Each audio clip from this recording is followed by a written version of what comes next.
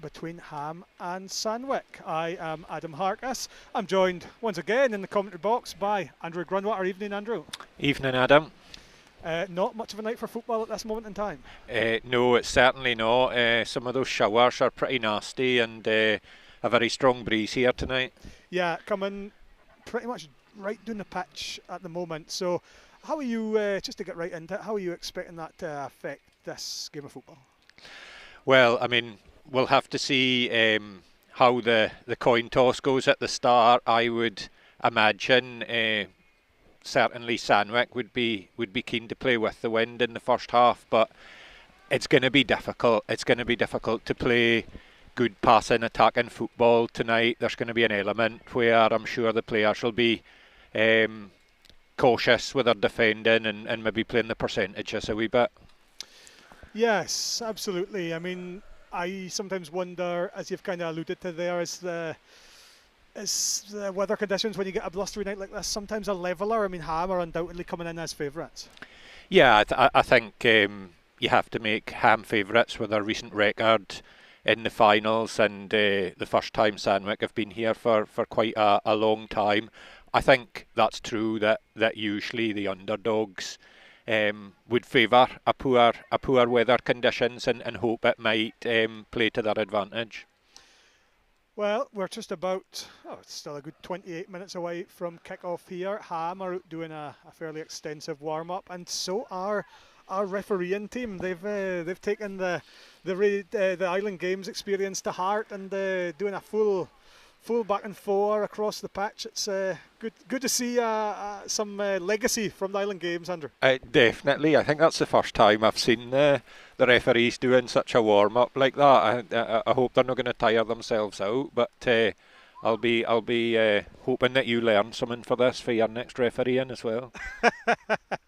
Yeah, the turning up an hour beforehand and an extensive warm-up and a team talk was it was an experience, that's for sure. A bit different to turning up at 6:55 and getting 2 bits of paper in your pocket and off you go. So yes, plenty to be taken from the Island Games, and no sign of Sandwick yet.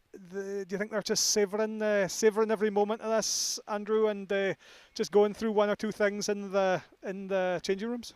Yeah, Sandwick maybe going for the more old school kind of preparation for the game, not spending so much time out here. We've been watching Ham, and it's quite an impressive setup they have in terms of everything they do with their warm-up. They're certainly going to be well prepared. And right on cue here do come Sandwick. I suppose, it has dried up. It's dry at the moment, but the last thing you're really wanting is to get a bit of a soak in before kick-off starts, is it, Andrew? Well, that's true, right enough. I think hopefully we're hoping the worst of the showers are kind of behind us now. But yeah, it's no pleasant, I suppose, starting soaking wet. No, so here do come Sandwick. They've got some new training tops on, and they'll be captained by Ali Morgan tonight. Now, how much do you put in, Andrew, the experience of the two sides here? Because of course Ham are coming into this having won 3 of the last 4, gone for their 4th in 5 years in terms of Parish Cup wins. Sandwick, of course, a Parish Cup behemoth, an absolute heavyweight, comfortably by far the most wins, but none of them since 2012. So I think there's 4 players left over for that 2012 win in terms of players in the final, that them being Graham Polk, Stephen Polk, David Houri and Mark Garson, a player you can wheel, of course. Yep. How much do you importance do you put in terms of that experience in Parish Cup finals? I mean, yeah, I think there's an element that some players will definitely be feeling a wee bit more anxious than they usually would before a more ordinary run-of-the-mill game.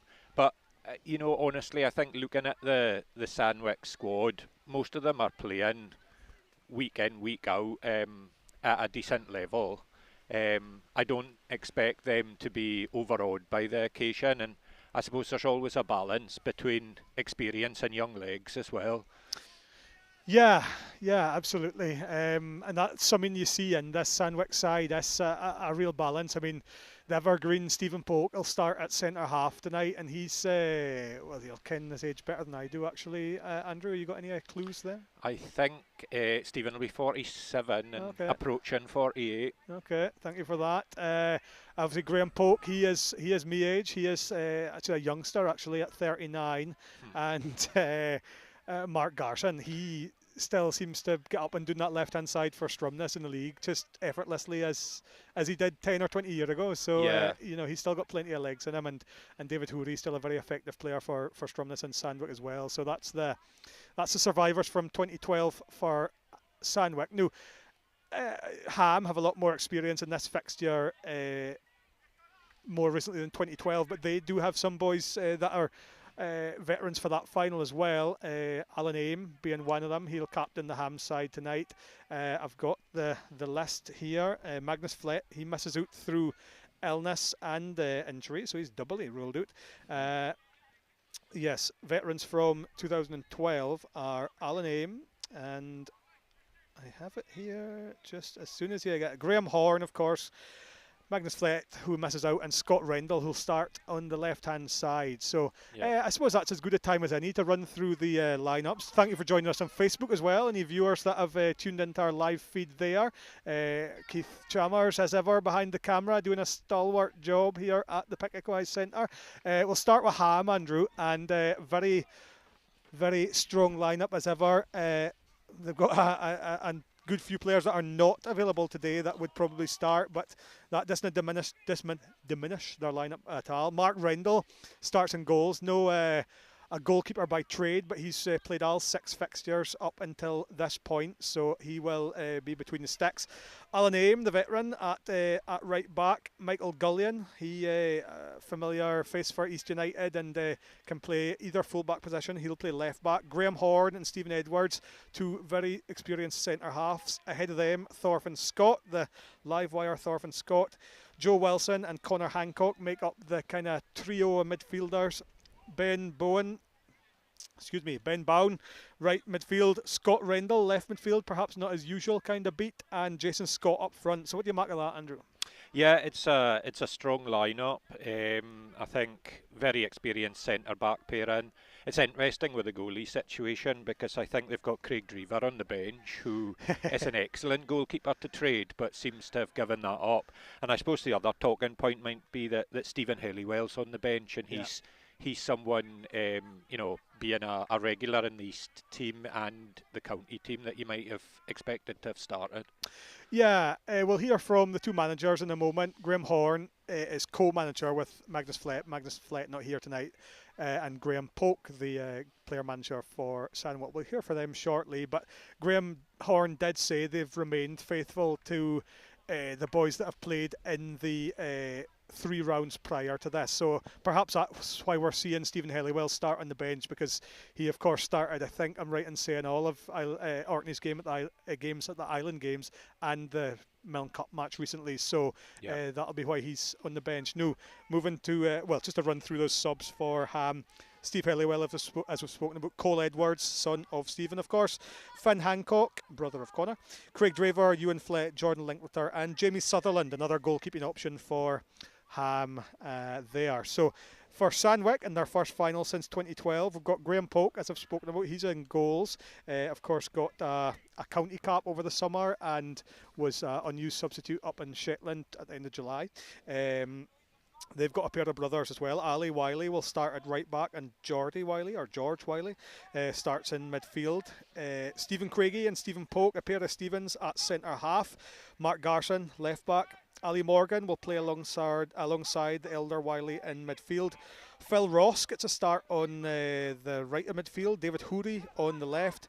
And up front, looks to be a pretty straightforward 4-4-2, I'm told, as Ross Wood and Charlie Fulton, the pacey Charlie Fulton. So, Andrew, again, a mixture, as we've spoken about, a bit of youth and experience there, but what do you think about that lineup? Yeah, I think in terms of the starting 11, probably what I would have expected.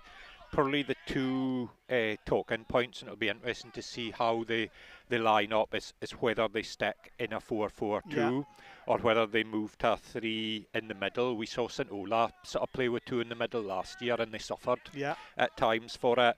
And certainly in earlier rounds, David Houri played more in a number 10 position behind the striker, so that'll be interesting. And I guess the other decision they would have had to make is where to play George Wiley, because he's probably their best centre-back and their best centre midfielder.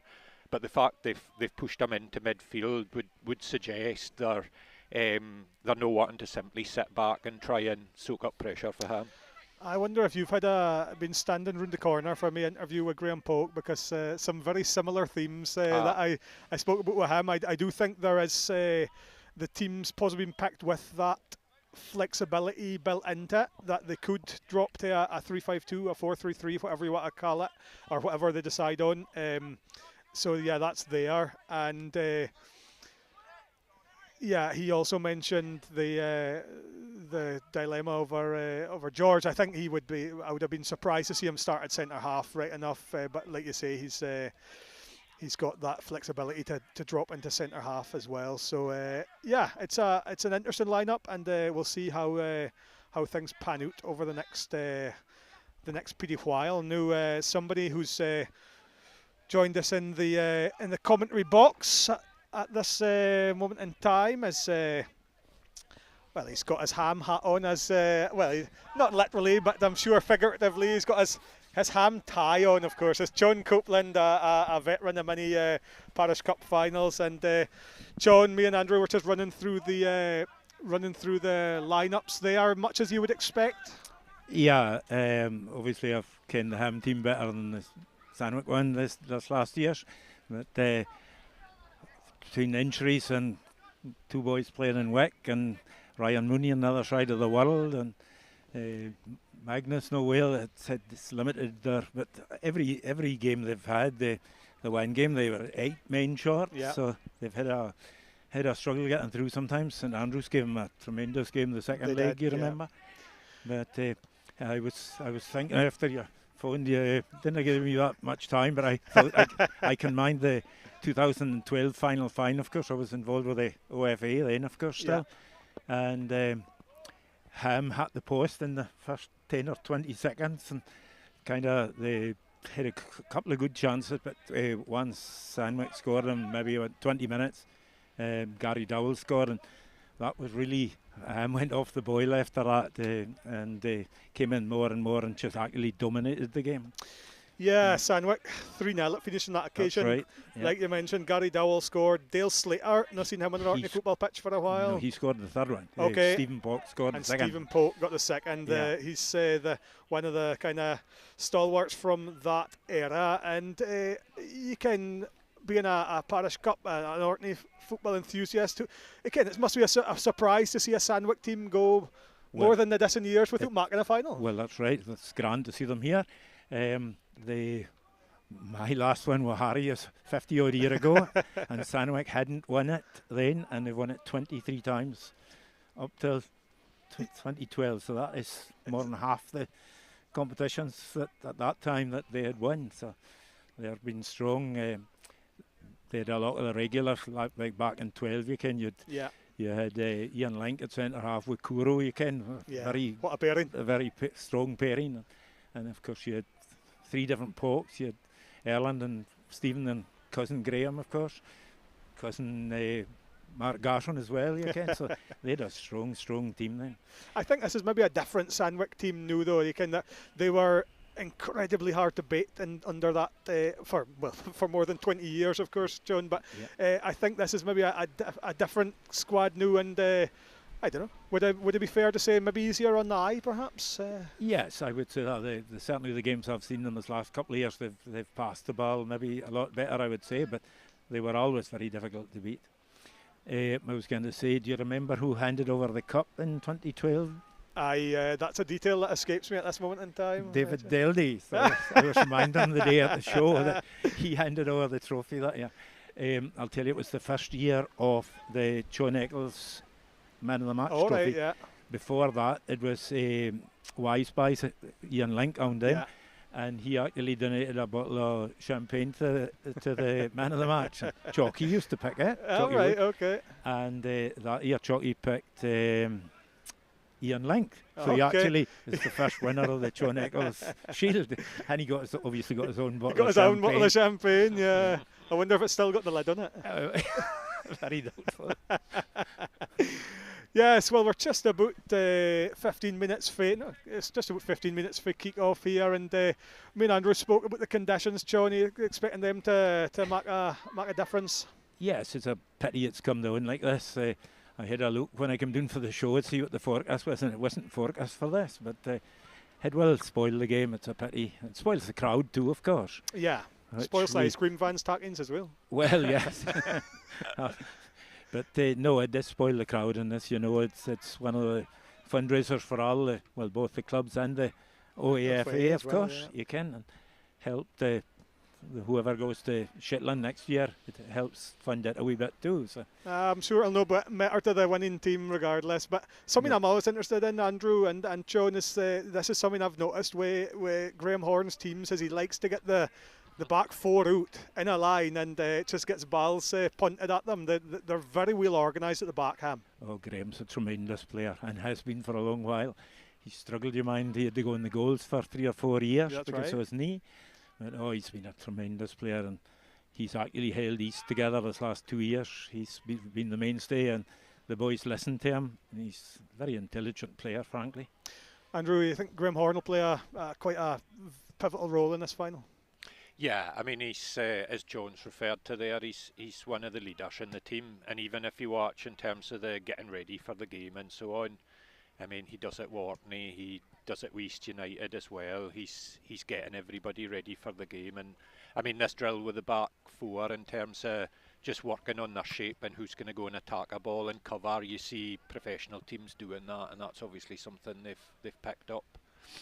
Well, we're bragging up Graham Horne here, and he is pivotal on the pitch. He's also pivotal off the pitch. As I mentioned, he is one of the co-managers for for Ham. I spoke to him a few moments ago. Now, unfortunately, a wee technical hitch means we're Facebook viewers. I don't think are going to hear this coming through, but we'll be back with you on Facebook in about 6 or 7 minutes. But let's hear from both managers, starting with Graham Horne.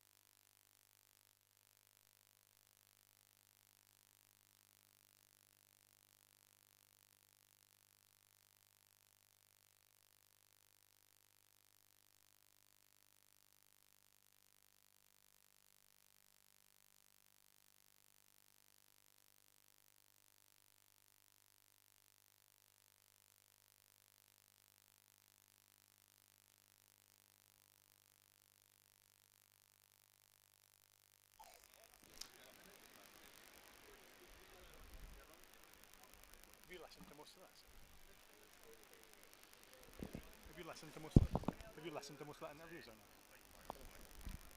Bits and pieces. Thanks. Graham Polk finishing off there, and good to hear for both managers there, Andrew. And good. What do you make of Graham Horn and Ham's decision to remain loyal to the players that have got them here, rather than bringing in maybe players like Stephen Halliwell? Yeah, I mean, I can understand that. I think it probably shows as well that Ham are quite confident that whatever 11 they put out, they're capable of winning the game. I suppose we'll know in about a couple of hours whether or no it's the right decision. Yeah, we will indeed, and I think it'll probably be fair to say Ham's maybe got a couple more game changers on the bench. Perhaps I suppose the other thing I was interested to get your thoughts on was Jason Scott starting up front. He didn't, of course, for the county. Do you think that's more of his natural position as number 9?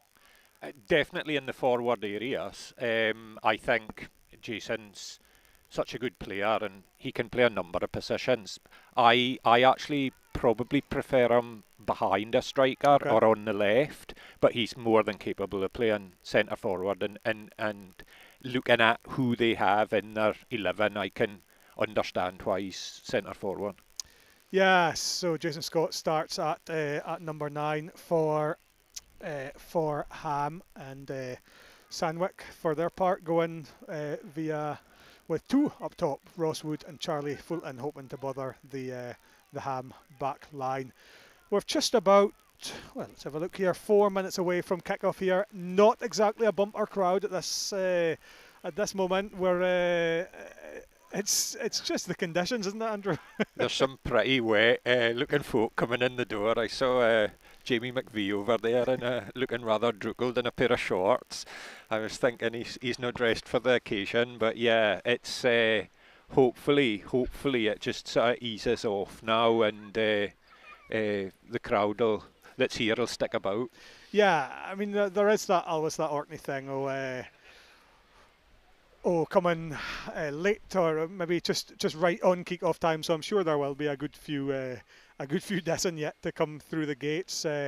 No sign of the refereeing team yet. They'll lead the teams out, but it is George Brune from Sandy who tax charge of his first Parish Cup Final as main referee. He's done 2 as assistant referee before, but not as the main man. So it'll be an experience for him, I'm sure, and he'll be assisted ably by Gavin Leask and Bruce Simpson, and Liam MacArthur, the 4th official on the sidelines. And here's one for you, Andrew. This will be the first, I'm 99.9% sure, but it'll be the first domestic game in Orkney to have where the refs are mic'd up and communicating with each other via the comm system. So that's another legacy for the Island Games.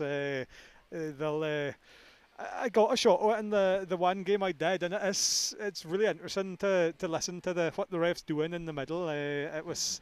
I don't kind of Bruce and Gavin and George will be quite as eloquent as the team I was with, but we'll see. It'll be interesting. It's a shame we don't have a feed into that, so we could hear what's going on as well.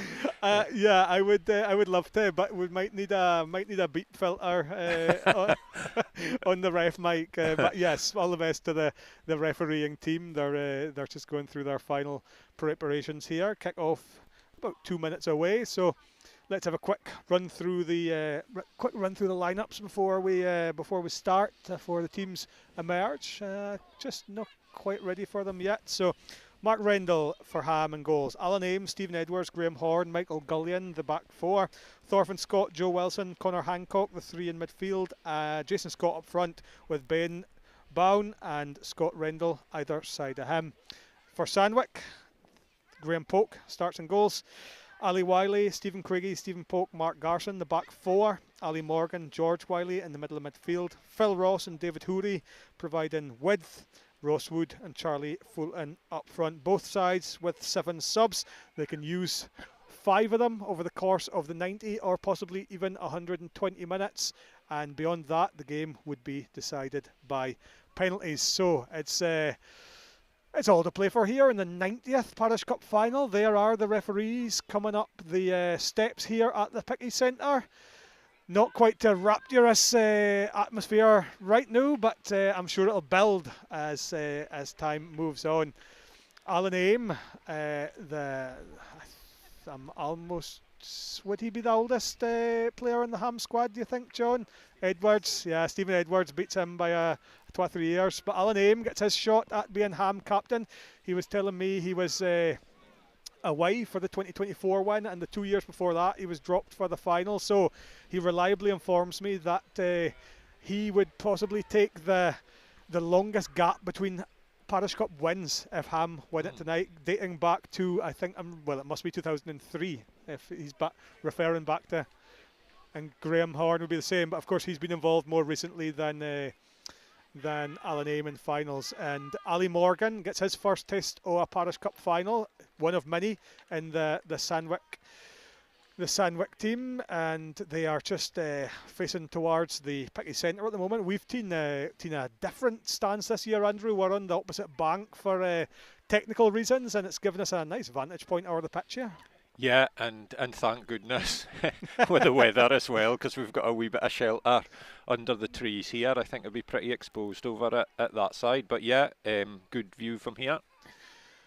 So yes, the pictures, Ken Amers out with his camera as ever after what was no doubt a busy day at the show. I wasn't there for very long myself, been concentrating on this event with Keith, but it's much the same conditions up there. It's just an odd blashy shower when it came. Teams going through their handshakes now. Ham all in red as usual. Sandwick orange shirts with a black trim, black shorts and orange socks, and the refereeing team led by George Brune, as discussed, all in black. So we are a few moments away for kick-off in the 2025 Parish Cup Final. Final thoughts, Andrew, before kick-off. What are you expecting to see over the next couple of hours? Well, I think we've discussed Ham start as favourites, but also, listening to John and reflecting on how many players they don't have available in the squad today.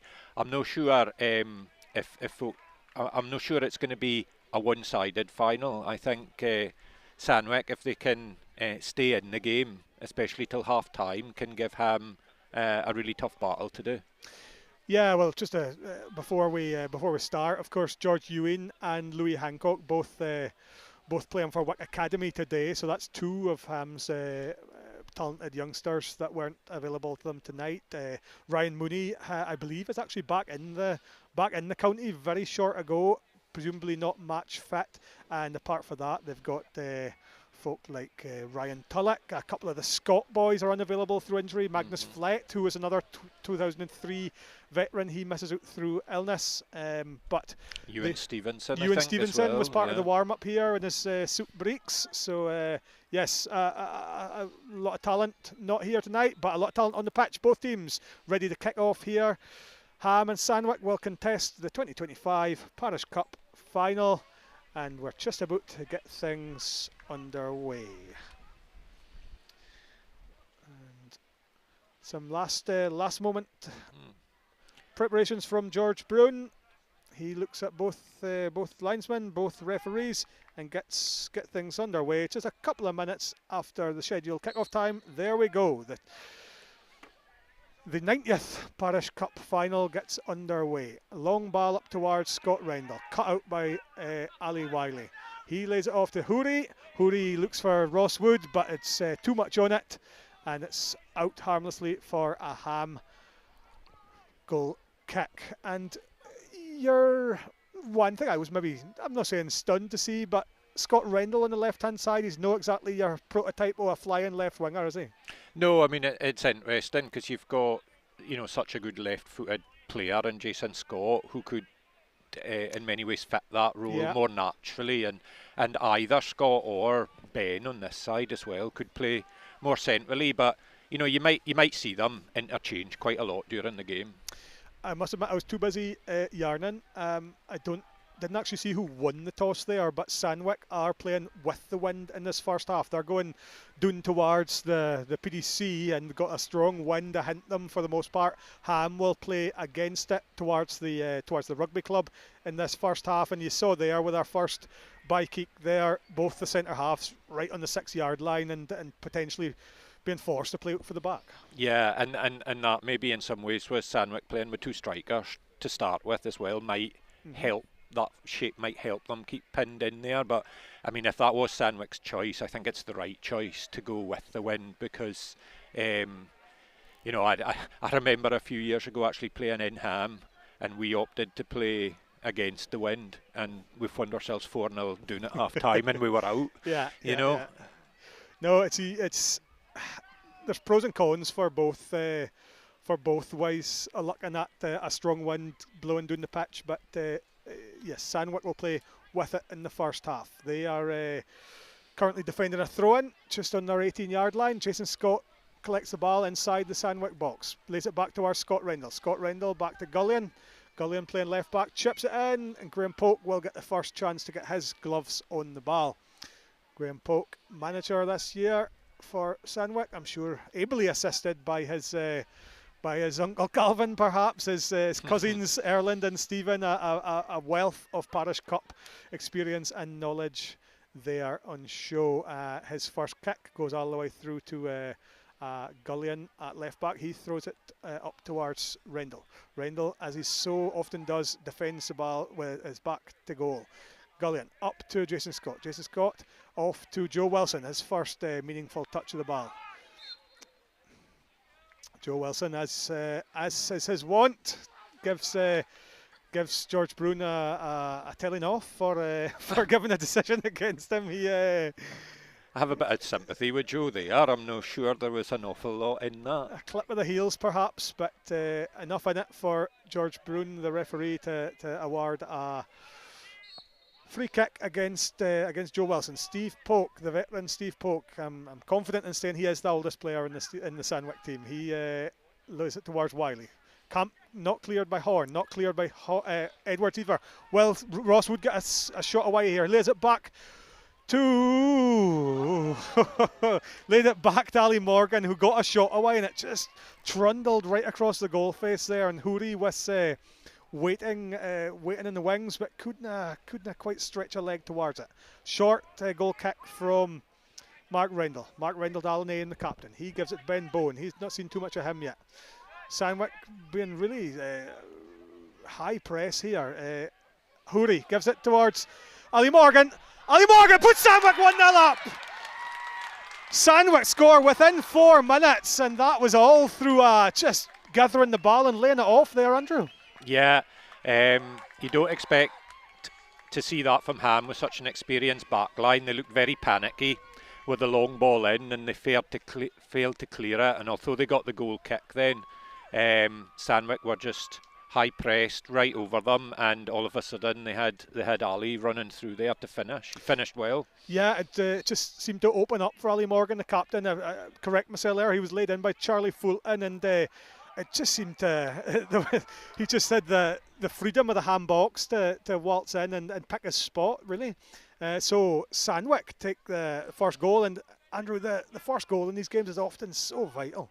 That's, absolutely massive. And I think, we've said a couple of times, Sandwick are probably underdogs, but in that sort of setup, this is exactly probably what you want in order to make a really good game.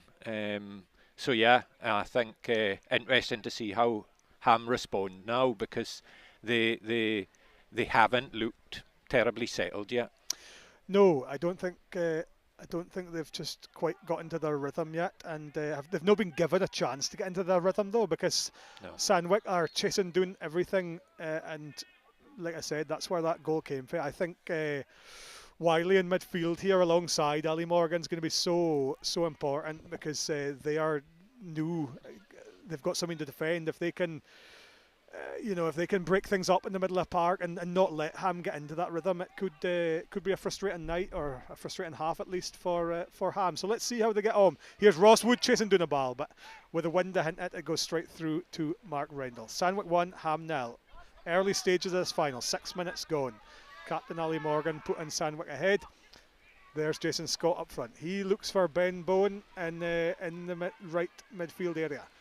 Into the box, right across midfield, right across the 6-yard line. Midfield, what am I speaking about? Right across the 6-yard line, and Michael Gullion at the back post kind of fluffs his line. I don't think he was expecting to get the ball there, and I think the clearance from Phil Ross, the right winger, came off Gullion, and it's Sandwick's goal kick new, but a threatening cross there for Ben Bowen. Yeah, it was. It was a good ball across, and Sandwick a wee bit fortunate there with a scuffed clearance to come off Gillian, and they got a goal kick out of it. There's Houri on the left. Again, looks for Ross Wood in the left channel. He shrugs off Alan Aim. Was there enough in it for a foul? I don't think so. Ross Wood gives it away to Thorfinn Scott, who does the same to Mark Garson. Mark Garson looks for Fulton. Fulton hassling the back line there. Steve Polk up against Jason Scott there, and Sandwick emerged with the ball. Just a boot. No. Joe Wilson new on the right channel. Looks for a chip ball towards Rendell. The wind catches it though, and Ali Wiley on the right hand side clears the ball. And Sandwick will be pleased with, it's a bit of an obvious thing to say, but this is a dream start for Sandwick, isn't it, Andrew? Absolutely, yeah. But I think you do see now Ham starting to knock the ball about. Yeah. Commentator's curse there to give it away straight away. But yeah, I think the interesting thing with Sandwick is they're playing the 4-4-2 the way they need to, in that their wide players are tucking in and helping the central guys, which they will have to do if they're going to stay in this shape. Here's Thorfinn Scott. We've not seen too much for him yet. He gives it to his brother Jason. Jason onside. Jason Scott through on goal. He gets the equaliser. 1-1. Graham Polk, the keeper, dived in and gave Jason Scott the opportunity to go down, but he rounded him. The opportunity I thought might have gone, but he wrapped his foot round it and fired it into the roof of the net. 1 each here after just about 8 minutes. It's 1-1, and what a start to this Parish Cup final. Yeah, brilliant. I think we've already seen more excitement this year than the last couple of years put together. But no, that was a terrific pass through and a great bit of footwork from Jason and finish. But Sandwick played a really high line there, which is maybe a wee bit surprising when you see the pace they're up against. Yes, Jason Scott broke the offside trap and kept his cool, didn't he, to ruin Graham Polk, and a classy finish to make it 1 each. Yeah, I did wonder if he'd was going to be able to sort of cut it back after he'd gotten round Graham, but yeah, excellent finish from Jason Scott. So 1-1 here, not even 10 minutes gone in this 2025 Parish Cup final. Jason Scott putting his Ham side, back on level terms after Ali Morgan put Sandwick ahead early on. Here's Scott Rendell, just kind of bulldozing into Ali Wiley at right back there, and given a free kick by George Brune, and just knocked the wind out of him there. That collision with Scott Rendell, which any collision with Scott Rendell's liable to do. I was just going to say, having played against Scott quite a few times, I know how that feels. That'll he's pretty solid. I make no apologies for once again comparing them to like trying to shift in a wardrobe full of old clays, because he's some unit, and he's a very capable footballer too. Here's Jason Scott inside to Joe Wilson. Joe Wilson looks for Thorfinn Scott. Thorfinn Scott gives it to Connor Hancock. Connor Hancock looks for Scott Rendell in the channel. Cleared by Wiley, out for a Ham throw in on the 18-yard line. Jason Scott up against Stephen Craigie at the moment. Jason Scott turns, shot away, cut out by Stephen Polk. Phil Ross will clear his lines. That's exactly where it wants to go. And somebody on the Sandwick bench throws the ball up the line. You can definitely see Sandwick are having a struggle with containing Jason Scott at the moment. Every time it's going into his feet, he's sticking. he's holding the defender off, turning and bringing others into play really effectively. So that's something they're going to need to watch very carefully, and the two centre halves are going to have to work together on that, because I don't think one-on-one they'll contain. Here's Scott them. Rendell in the box, cut out again by Stephen Polk, not only as far as Jason Scott. Gullion, right-footed cross, looking for Bowen, and he's offside. Punched clear by Graham Polk regardless, but the right winger Bowen was offside. Thank you for joining us on BBC Radio Orkney this Saturday night, the 9th August. The 2025 County Show has been and gone, but we are just about 12 minutes into the Parish Cup Final here at the Picky Centre. Thank you for joining us, whether you're on BBC Sounds on 93.7 FM or on the Radio Orkney Facebook page. Your company's much appreciated, and always good to get the Parish Cup live to the crowd at home, whether you're further afield or not. It's an exciting start to this game. Mark Rendell gets a touch of the ball for the first in a pretty while. Alan Aim, what would it mean to him to win another Parish Cup? Mark Garson, similar for him. He's been there and done it for Sandwick, but been a few years from he featured in a final. Mark Garson, he's a player you ken well, Andrew, and he's been playing a bit at centre half, but he's got a gig at left back tonight. He'll do himself justice there, I'm sure. Yeah, he's very familiar with that position, and he's evergreen. Mark, he's 43 now, but honestly, he never seems to change from one year to the next, and he's still playing week in, week out for the team who's top of the A-League at the moment. So he's just so solid and dependable. You're taking you're not quite giving us a clue there. It's Strumness, of course, you're referring to sitting top of the league. You didn't like to say it, though, of course. No. Were you at that game the other night, the 1-0 game? Yeah, and it was a poor game. It was a really poor night of weather on a very poor pitch, and to be honest, it was a bit of a battle when neither team made many chances, and in the end, a penalty decided it Strumness's way. It'll be. I mean, we're talking about we're here covering the Parish Cup, but of course, particularly Ham, there's a good few of their squad transfer into the East United team, and it'll be interesting to see how that game on Tuesday night, effectively the title decider. It'll be interesting to see who that pans out, because like you say, hopefully on a better pitch, and fingers crossed a better night. Ben Bowen in the box here, straight at Graham Polk, on a better pitch and hopefully a better night. Hopefully the two teams will do a title decider justice, being East United and Strumness on Tuesday night coming up. Yeah, and two good teams, and I'm sure they'll be going at it. Hammer and tongs, that game, everyone will be right up for it. Here's Charlie Fulton. He's had a good start to this game, inside to Hoori. Hoori looks for Wiley in the left channel. He gets through to him. Here's Wiley across the box. Oh, Ross Wood was lurking there for scraps, but that was a nice move by Sandwick there. Yeah, it was, and I think one of the things we wondered before the game was whether Sandwick would have enough at the top end of the pitch to really threaten and hurt Ham.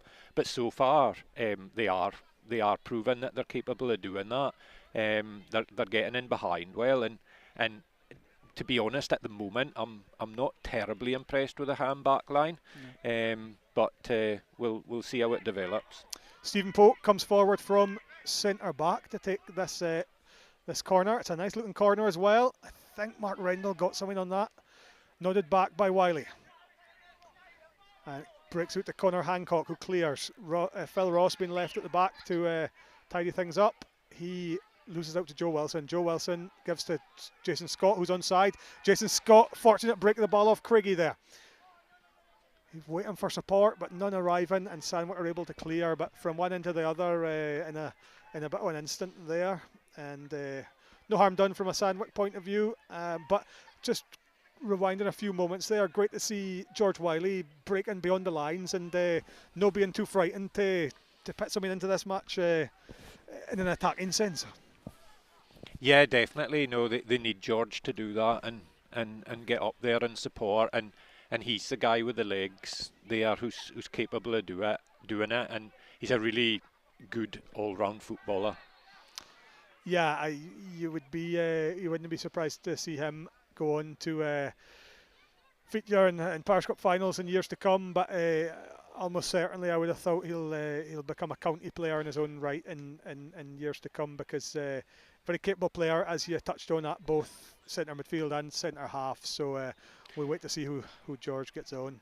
Yeah, well, looking at the kind of fairly sparse options Orkney had for the summer games, I'm quite surprised he's not in there already, to be honest. No doubt his time will come, but yes, you're not the first buddy to have said that, indeed. Steve Polk goes forward for the back, looking for Ross Wood, but cleared by Graham Horn. Joe Wilson gives it to Connor Hancock. Scott Rendell inside to Scott, 1-2, but Scott Rendell can't catch it. Ali Wiley, brother of George, takes the throw in. Another player you wouldn't be surprised to develop into something more than a right back perhaps in years to come, but he's got a spot for Sandwick and for Doomby quite a bit as well, I think, at that right back. So it's new the other right back, Alan Aim, on the ball. He looks for nobody in particular. Stephen Polk gives it to Ali Morgan, crowded out by the Ham. No, he does well. Gives it to Phil Ross. Phil Ross, and the great ball to Ross Wood, who's lovely touch and takes Graham Horn out of the game. Ross Wood got a lot of time to pick out. Here's Hooley, 2-1. 2-1 to Sandwick. A great move, and Ross Wood just waited and waited and waited, picked his spot. It went by one Sandwick player and came to David Hooley, and a lovely finish, you have to say, Andrew. Yeah, Ross Wood did brilliant there with the first touch, left Horn sprawling there, and he showed composure to cut it back. And although the first Sandwick player wasn't able to get on the end of it, it felt perfectly for David to finish. And you know, Ham are really struggling with the pace and movement of the Sandwick sort of front four there. Yeah, no, it's been an extraordinary start in the first 17 and a half minutes. 2-1 to Sandwick here. Michael Gullion rampaging forward from the Ham left back spot now, and he was looking for a corner. He does not get it. It's a Sandwick throw in. So 2-1 to Sandwick, and you touched on it there, Andrew, but what a lovely touch by Ross Wood. He just kind of wrapped outside of his foot, ruined it, and teamed Graham Horn out of the game completely.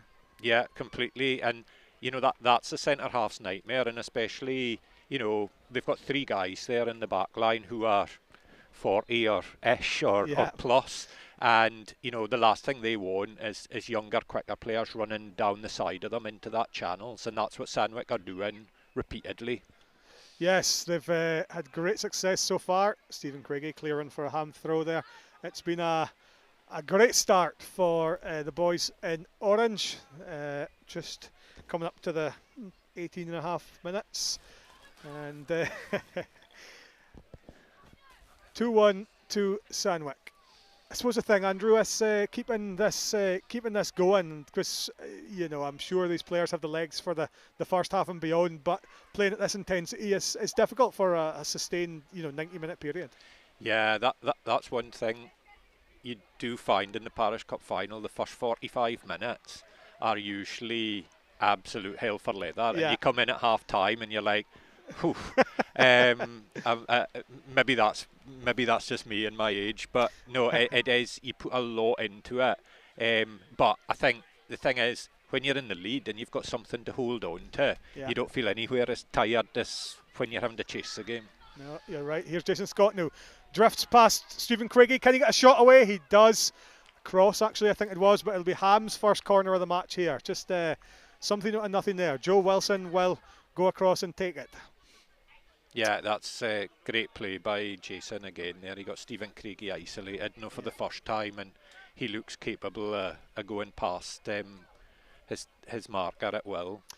A big deep corner by Joe Wilson, looks for number 6, who is Thorfinn Scott. Scott Rendell turns in the back post, delicate chip, but it's by the near post of Graham Polk, and after 20 minutes it'll be a Sandwick goal kick, and they lead 2-1. Oh Not no! Sure if that's maybe a corner. No, I think you're right. I think it's Tina Nick off an orange sock on its way out, and new Graham Horn, another centre half taking corners. Is this a fashionable thing these days, Andrew? I don't know. It's well, I have to say Graham's got terrific delivery. He does, with he does. either his left or his right foot. So I'm not Graham Horn with surprised the to left see foot. that. Cleared by his fellow centre half Poke. Scott Rendell gets a shot away, hit well, but just 2 or 3 yards over the bar. Bit of a warning for Sandwick there, but they retain their 2-1 lead. The weather has seemingly dried up and a bit more. I wonder if that wins the season very slightly as well. So hopefully the game as a spectacle won't be harmed by the conditions. It's improving all the time, and there's a decent crowd taking in action now. Actually, a lot of them with beverages in their hands, including a couple of colleagues to right here. I thought Mr. Daldy was coming with refreshments for us, but no offer has been forthcoming. We'll get away with it. He's not got his Bluetooth headphones in. He's not listening to his own broadcast colleagues. It's terrible. But yes, it's got a slight niggle here in the middle. George Wiley gets up and will trot forward for it's a drop ball. A drop ball to Ham, who'll give it back to Poke and goals. And there's a slight lull in the match here, Andrew, and that'll suit Sandwick, you'd imagine. Yeah, Sandwick will be happy to try and keep hold of this lead for a minute. Obviously, they had the lead the first time round, and they only held it for 3 or 4 minutes, so they'll be looking to do more this time. Scott Rendell has got him beyond Wiley. Oh, it's all the way across goal to Bowen, but Sandwick get away with one there. That was a lovely bit of play by Scott Rendell. That strength we spoke about, he just held off Alistair Wiley at right back, and I think it was a kind of cross-come shot and went all the way across. So a real warning there for Sandwick. And a good turn of pace from Scott there as well. He left the defender for dead, but you know, at the moment, both teams look capable of scoring more goals. It's certainly not defences on top.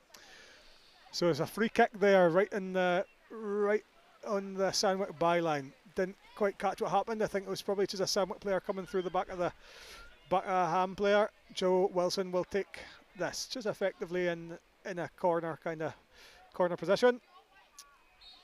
Another chance for Ham to get something in the box. Looks for looks for a red sharp, but Graham Pope palms it away. Great, Jason Scott turns and shoots. Charge down. Not sure who got the last touch there, but Ben Bowen will keep it in anyway. Crosses.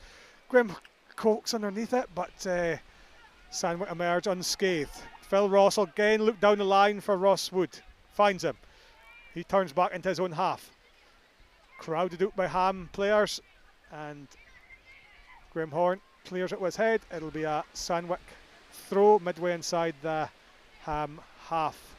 I spoke about the wind dying down, and that's getting as blustery as ever. So again, a bit of commentator's curse. Never mind. We're nice and cosy here in the commentary box. Phil Ross takes the throw. Looks for his captain Ali Morgan. Gullion clears. A few yards gained by the orange-clad Sandwick, but the experienced Gullion just shepherds that one out for a goal kick, and Mark Rendell will get his chance to get his foot round the ball again. Both his centre halves are on their 6-yard line, just waiting to see what their keeper does. Stephen Edwards gets the ball. He looks for Alan Aim. Like you said, Andrew, they're just kind of tucking in 2 banks of 4 when they're against the ball here, and that's exactly what you want when you're defending a lead. Yeah, definitely. They have not looked outnumbered in the centre of the pitch, which is testament to how they're playing their shape. Thorfinn Scott, looking ominous, looks for Scott Rendell. He looks for his right winger Bowen, but can't find him. Joe Wilson gathers the ball. Joe Wilson gives to Scott Rendell, returns the favour, but well tackled by Mark Garson. Well handled. Ross Wood had a good game so far. He holds the ball up, but slight tug of the shirt. Referee doesn't spot it. Hancock off to Gullion. Gullion to Scott. Scott on the left wing now. I wonder if there's a slight change of position just to mix things up a bit. Gullion looks for Scott Rendell, who's centre forward at this moment. Jason Scott out to Joe Wilson. Joe Wilson twists, turns, makes his way into the box, shot away. Ben Bowen with the goal, with the cross, but Steve Polk can only clear it for a Ham corner. So a nice little spell of play there from Ham. I don't know if Scott Rendell and Jason Scott have switched positions or if they've just a position they found themselves at that time. I think you'll probably find that they might do that quite naturally anyway. They kind of play their club football together, and we did mention that I think at the start of the game, because and Bowen as well, he's largely stuck on the right, but you know, he could play central as well. Yeah. So I mean, it's a useful thing to have, that interchangeability, so that you don't allow the defence to get too settled with one opponent.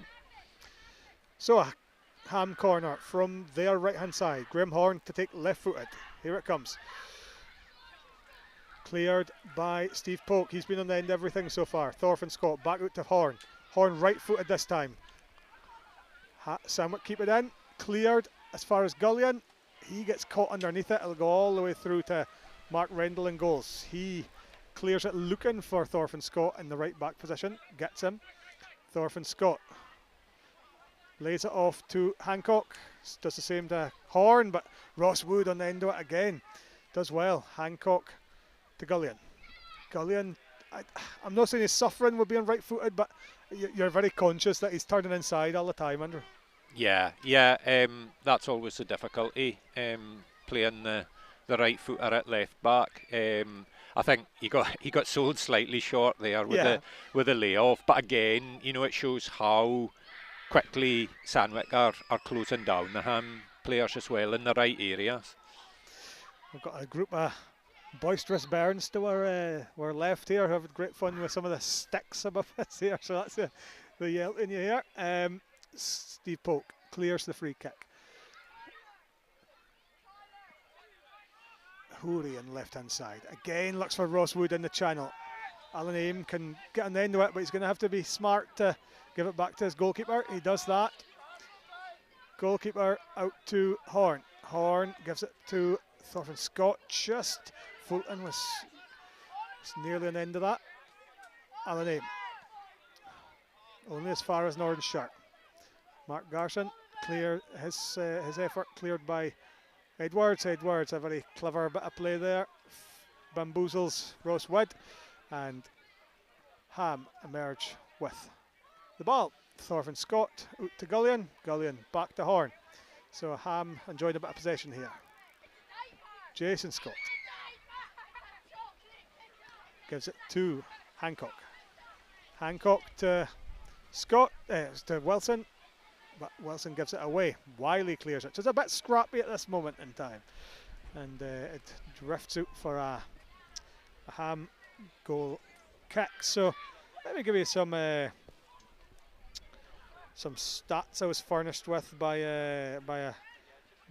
Alan Aim. He tells me that the scorers from the Ham 2025 Parish Cup campaign: Ben Bowen on the right hand side, he's gotten 5 goals. Chris Scott not playing tonight with 4. Joe Wilson, who's in midfield, he's got 4 as well. Jason Scott 3. Craig Draver 3. Craig Draver, of course, one of the boys on the bench. Magnus Flett 2. Louis Hancock 2. Both of those not available, and Graham Horn with 1. So they've been well. Of course, Jason Scott new has 4 after his goal in the first half here, but lots of goals in this Ham team, Andrew. Yeah, very much, and you know, I think you mentioned some of the danger men there, and they've got goals in a number of different areas. Joe's probably a player that we're maybe looking to see a bit more in the game. Here he comes into the box. Joe Wilson, tackled by Steve Polk, looks for the penalty, Wilson, but I think he won the ball clean.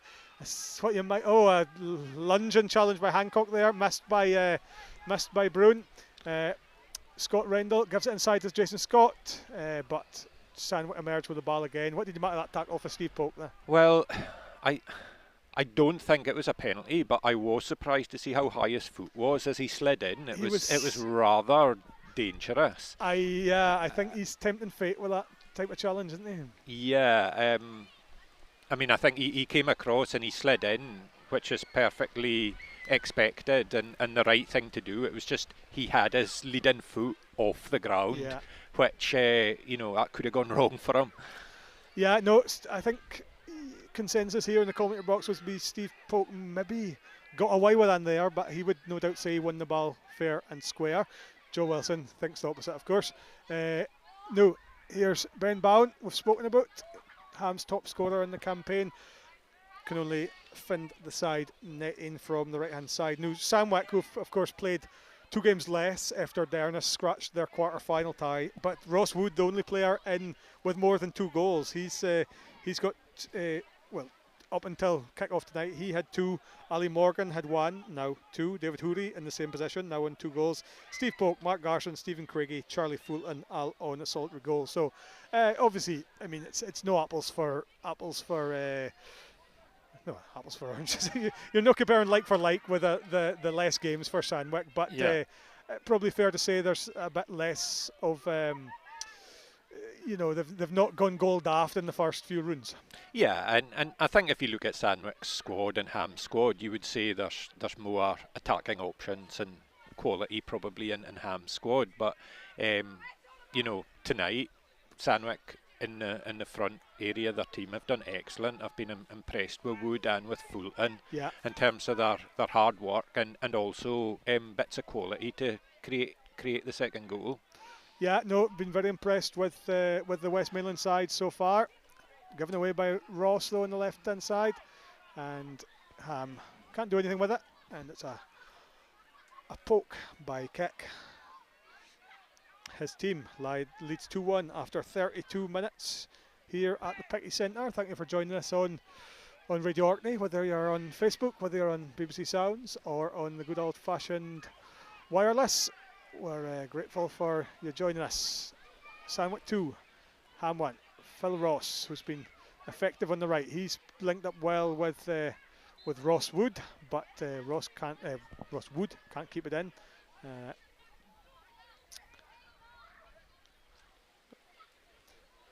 I suppose the other thing we've spoken about briefly a couple of times, Andrew, is we spoke about Brian Mooney, his new home. The other players not available: Xander Scott, Ewan Stevenson, Jamie Sutherland. He's made it onto the bench, backup goalkeeper tonight. The 2 Wick Academy boys, Magnus Fleck, Chris Scott is busy with exams, I'm told. Xander Scott injured. He's got that pace, and Ryan Tullock he's not available tonight as well.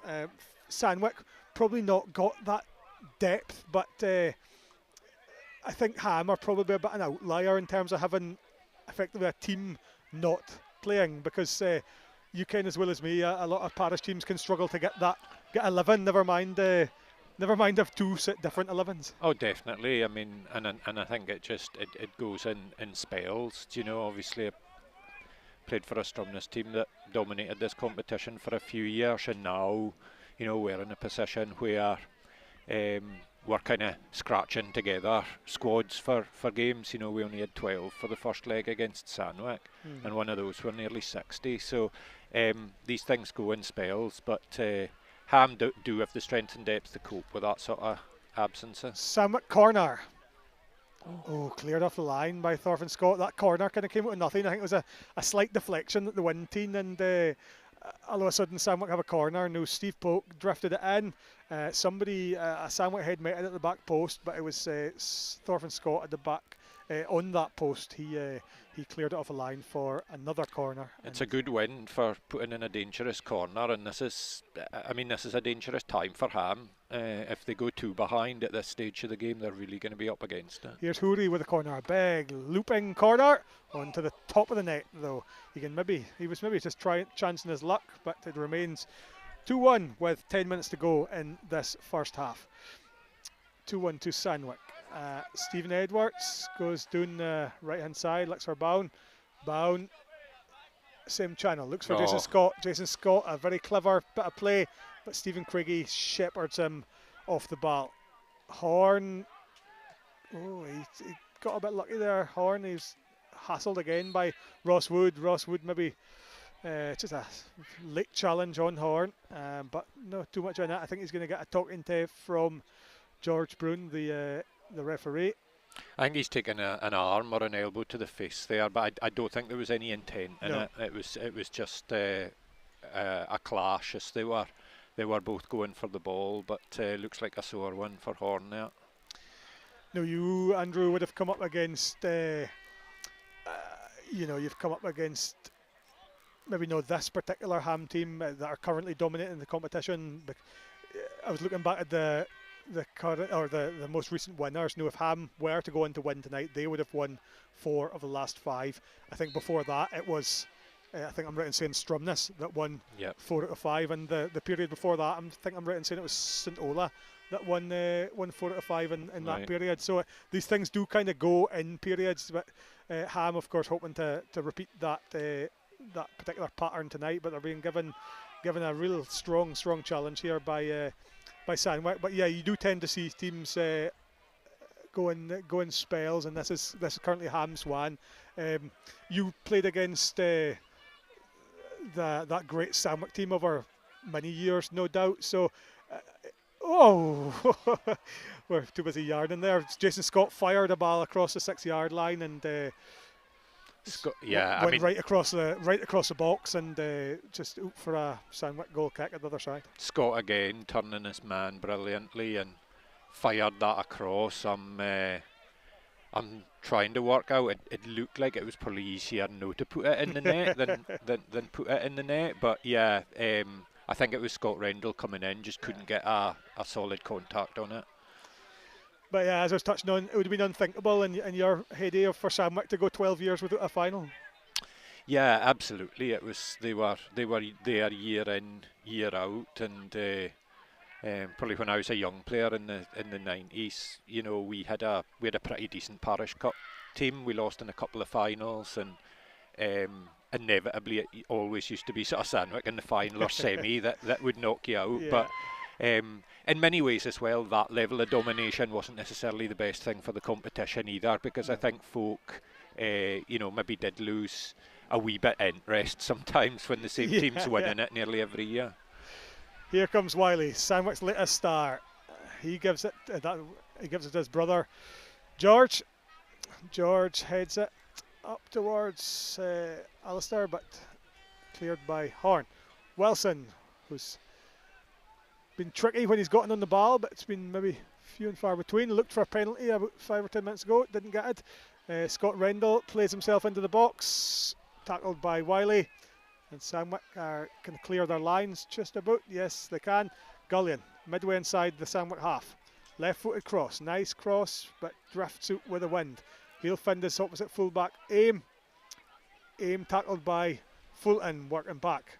Aim emerges with the ball though, cross towards Steve Polk and then do it again, and a miss hit by Wilson means it's a Sandwick goal kick with 7 minutes to go in this first half. Mm-hmm.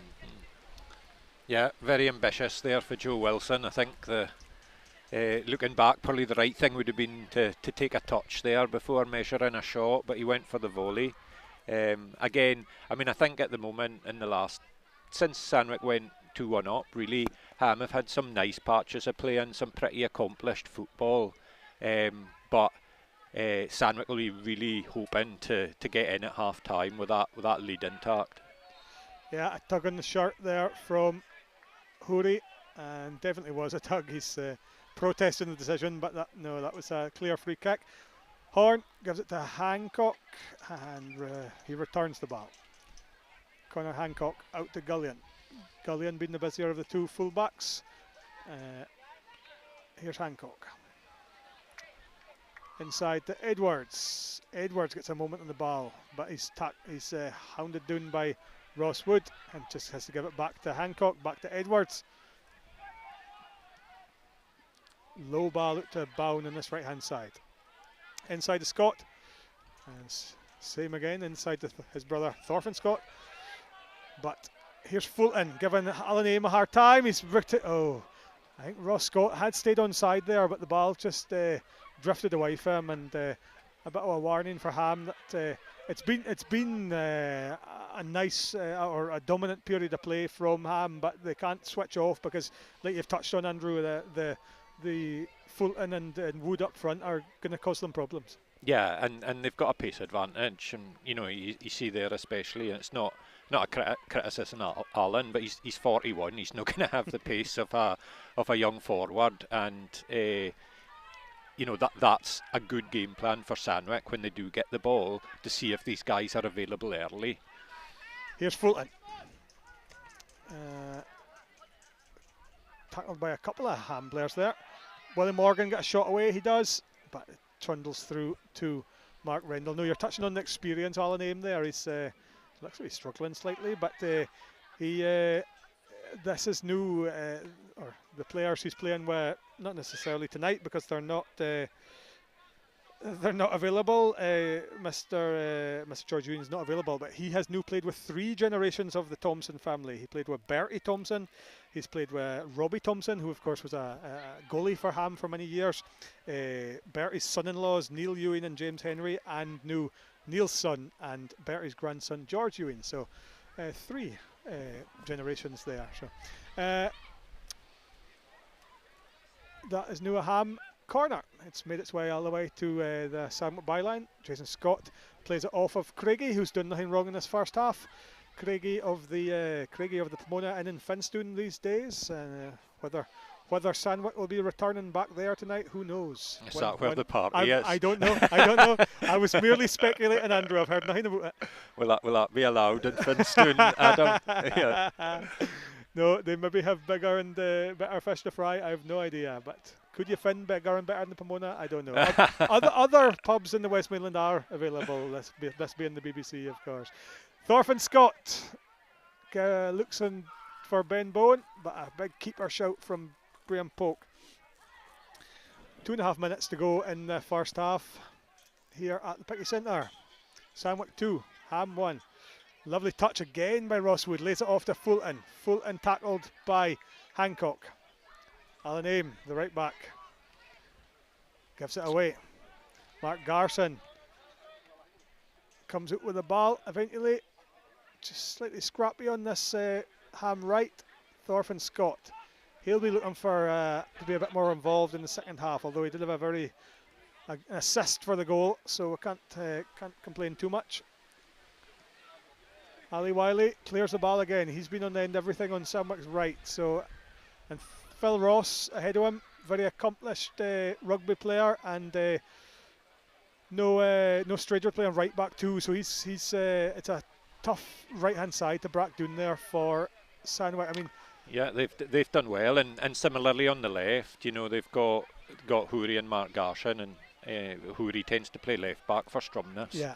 When he's available, and Mark's quite often centre back, so defensively strong down this left hand side, and Ham I don't think have offered much down the right hand side. I think it's an area of the team that honestly they might look at a change in the second half. You wouldn't be stunned, would you? No, it's been everything from Ham has been pretty much through the middle so far, so we'll see if anything changes at half time. Here's Bowen doing the right now, having said that, but he can't keep it in. And it's Graham Polk will just get a chance to maybe waste a few more seconds and hopefully get his team in at half time with that 1-goal lead, as he touched on. 30 seconds to go before the allotted 45 minutes. Houri's actually playing pretty central now at the moment. I don't know if they've actually switched or whether they're just playing a very tight 4 in midfield, but we've not seen him out here near this touchline for quite a wee while. Is it a case, Andrew, that they're thinking Mark Garson's doing a pretty good job of shackling Ben Bowen and Alan Ames not offering too much in an attacking sense from right back? It could well be that, and I think as well, you've seen Fulton as well drifting out to the left very often coming out here as the forward to close down the right back, to close down Allen at right back. So that's maybe allowing David to just play a wee bit more centrally. Well, it's been a dream start to this Parish Cup final for Sandwick. They couldn't If you'd offered them 2-1 at half time, I'm sure they would have bitten your hand off. But they have to see out a few more seconds. There won't be too much in the way of stoppages, maybe a minute or so. Alan Amesball pretty aimless. Cleared by Craigie. Anyhow, I'll do at this stage. I think Sandwich is looking for that half-time whistle. We're just coming up to the 46th minute or so. Alan into Wilson, is it? It is. He'll hope to get one last chance into the Sandwich box, but it's gone out off a red shirt. Mark Garson will just go up the line. Nothing fancy at this stage. George Wiley, a imposing physical presence. Gives it to Fulton. Fulton again comes out with the ball. He's done well this first half. Not a player I know too much about. Out again for a Sandwich throw. The game's kind of settled down a bit in the last 15-20 minutes. We've not seen the chances that seem to be coming in the first 20 thick and fast. But yeah, if you're the Sandwich management team, what are you saying at half time now? Well, I think you'd be absolutely delighted because they've played to their strengths really well, and the tactics that they've decided to employ have worked. Here's Fulton on the left hand side. I could see what he's trying there, but gets it all wrong. Gives it straight to Mark Rendell in goal. That is that for the first half here at the Pickey Centre, and it finishes Sandwich 2, Ham 1 at half time. Ali Morgan, captain for Sandwich, put in his side ahead earlier on, played in by Fulton, and the Ham defence seemed to open up from him. He picked the spot. That was after 4 minutes. Jason Scott equalised just a few minutes later. A lovely ball from his brother Thorfinn saw Jason Scott round the keeper and managed to find the roof of the net to level things up. And after around 17 minutes, Sandwich restored their lead.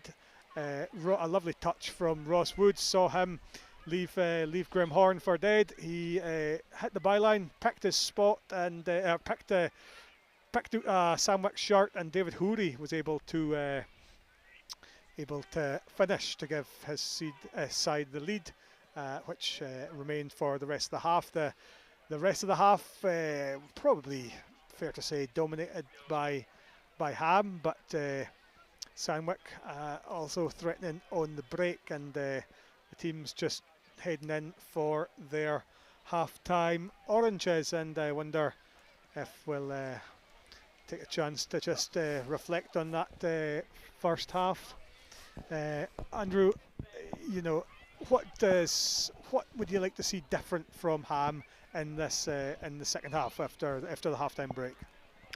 I think really Ham's problem is that they've maybe been slightly surprised by the pressure that Sandwich's been able to put on them with the press and the energy of their players. But in terms of actually getting the ball down and playing, Ham have looked the more accomplished team, but they're obviously in a difficult spot now, being behind, and I think they're going to have to watch playing with the wind that they don't start looking to go long too early. They need to keep playing the ball into Jason Scott's feet and playing off him.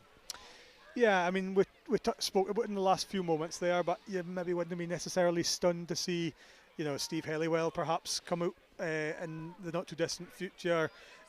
Cole Edwards is decent at right back as well. Craig Draver scored a lot of goals for Rovers this year, their reserve team, and for this Ham team as well. So they do have options off the bench. Yeah, I mean, Helliwell seems like an absolute certainty, whether he comes on at half time or shortly after. But he is a player that quality-wise, I don't think anyone would disagree, should probably be in the starting 11.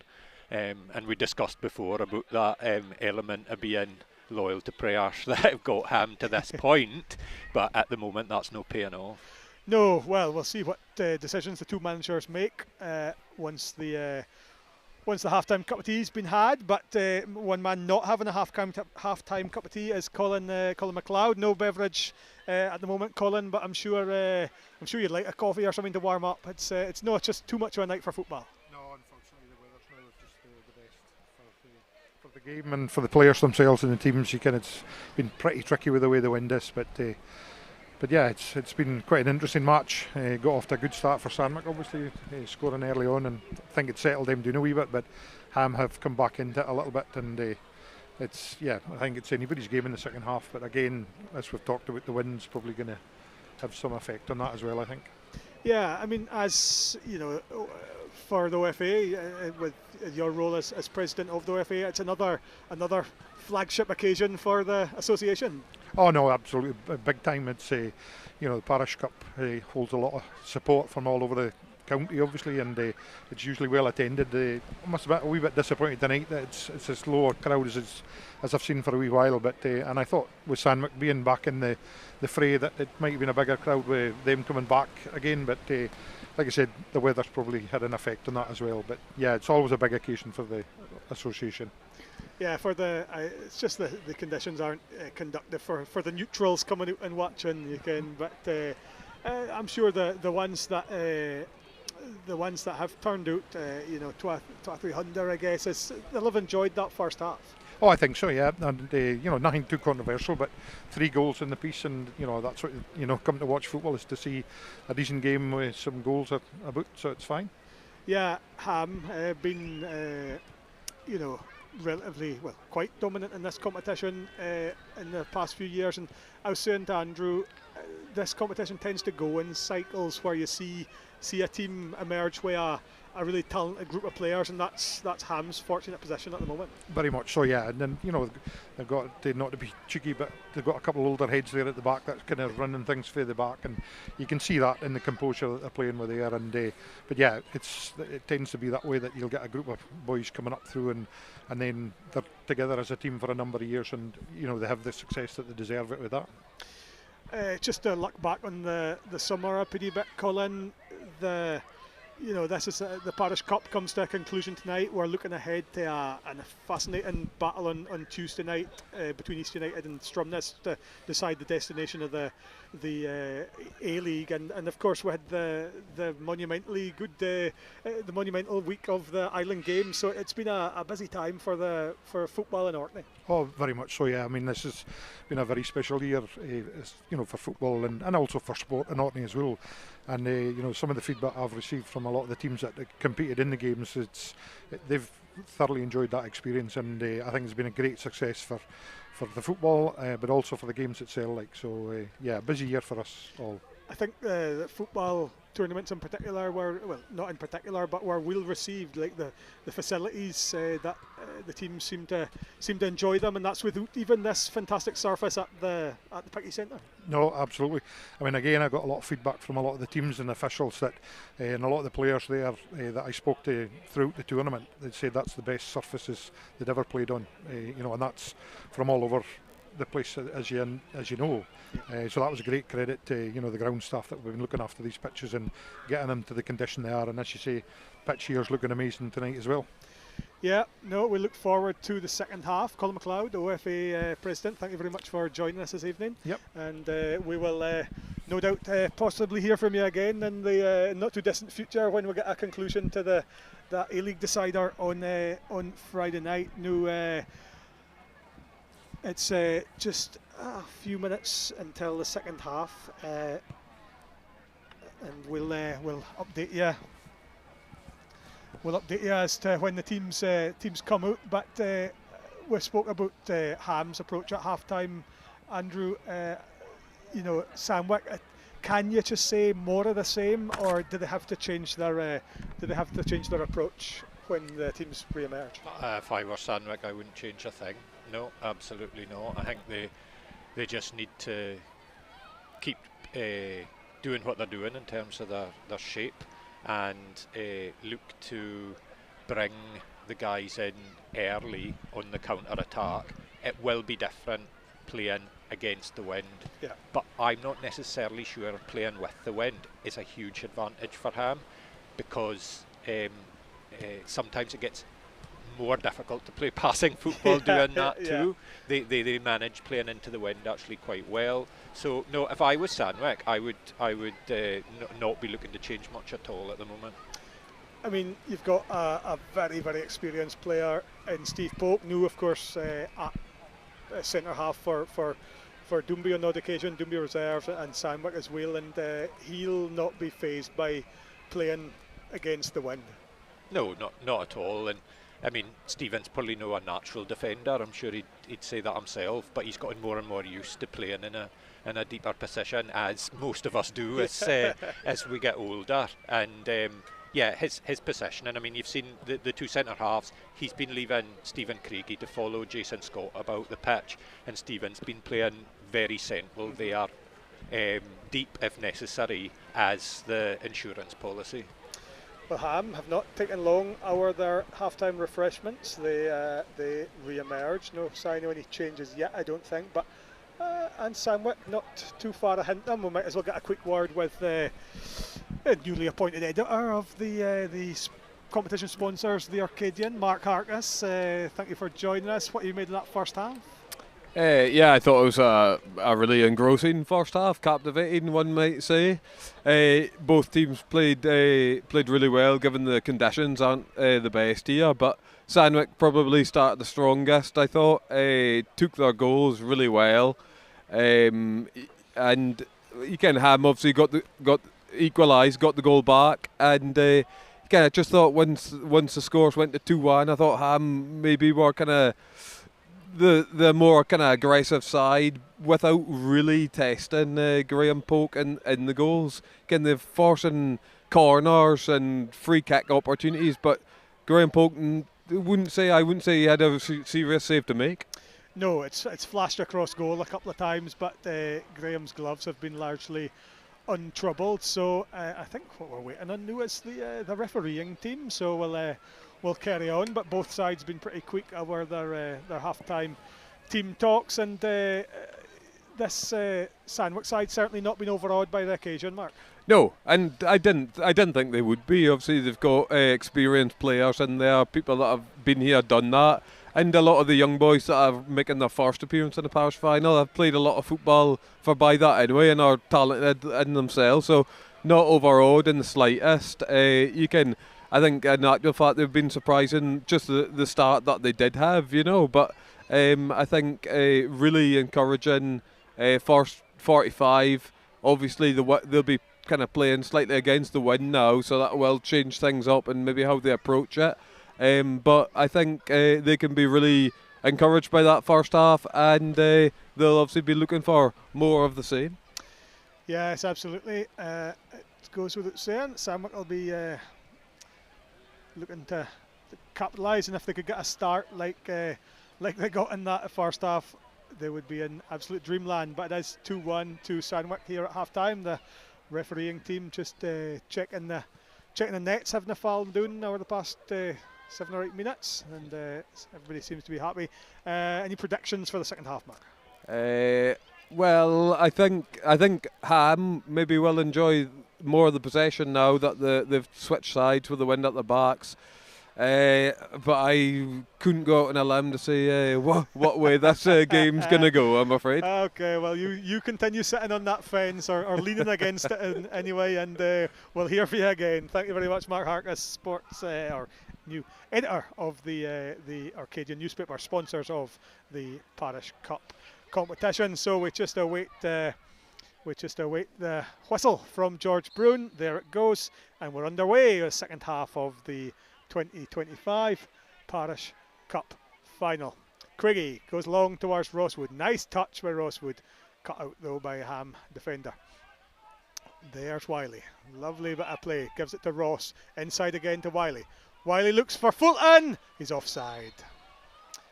It was gathered by Mark Rendell anyway, but a really nice bit of play to start the half for Sandwick. Yeah, again, I mean, similar to the start of the first half, Sandwick almost catching Ham a bit cold there, and it just suddenly holes opening up in the Ham defence without Sandwick doing anything too special to do that. Bound gives it back to Alan Aim. Alan Aim. Edwards goes long.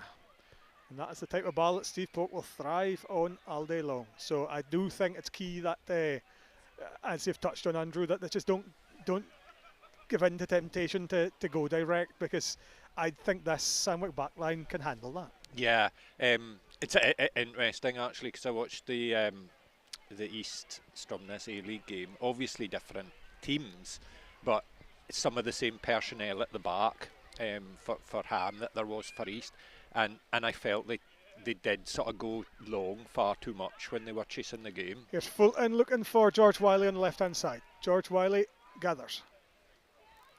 Gives it all the way back to Garson at left back. Garson, the ball he was looking for didn't come off. Wilson moves forward with it. Right to Scott. Thorfinn, that is. Cleared by Polk. Stephen, that is. Offside.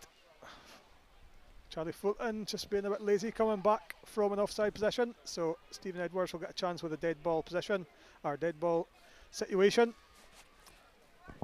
Gives it to Hancock. Hancock back to Edwards. Inside, Jason Scott comes deep looking for the ball. Can't emerge with it. An up and under from Phil Ross. Gives Ross Wood a chance to get a shot away. But Mark Rendell smartly off his line and cleared between him and Edwards. But that's something out of nothing there. A clearance chased down by Ross Wood, who'd remained on side. He got the shot away, but Ham get away with one. Here's Scott. Again, they're really quite perplexed how there suddenly seems to be with no real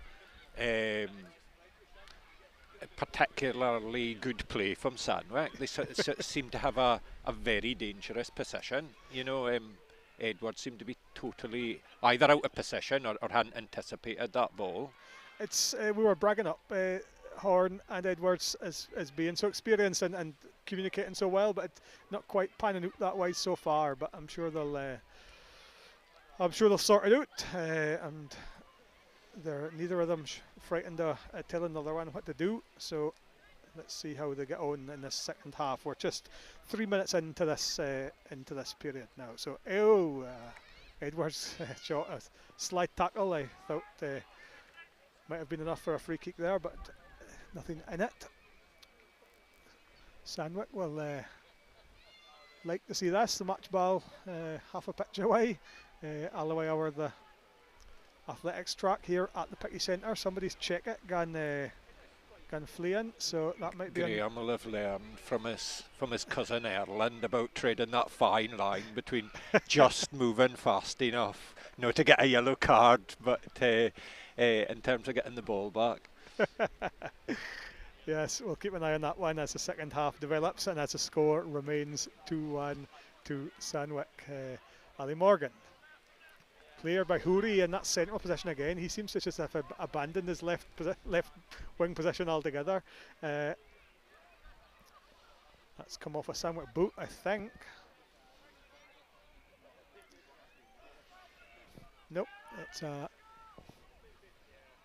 Sandwich throw in deep in their own half. Ali Wiley, either 16 or 17, I can't mind which.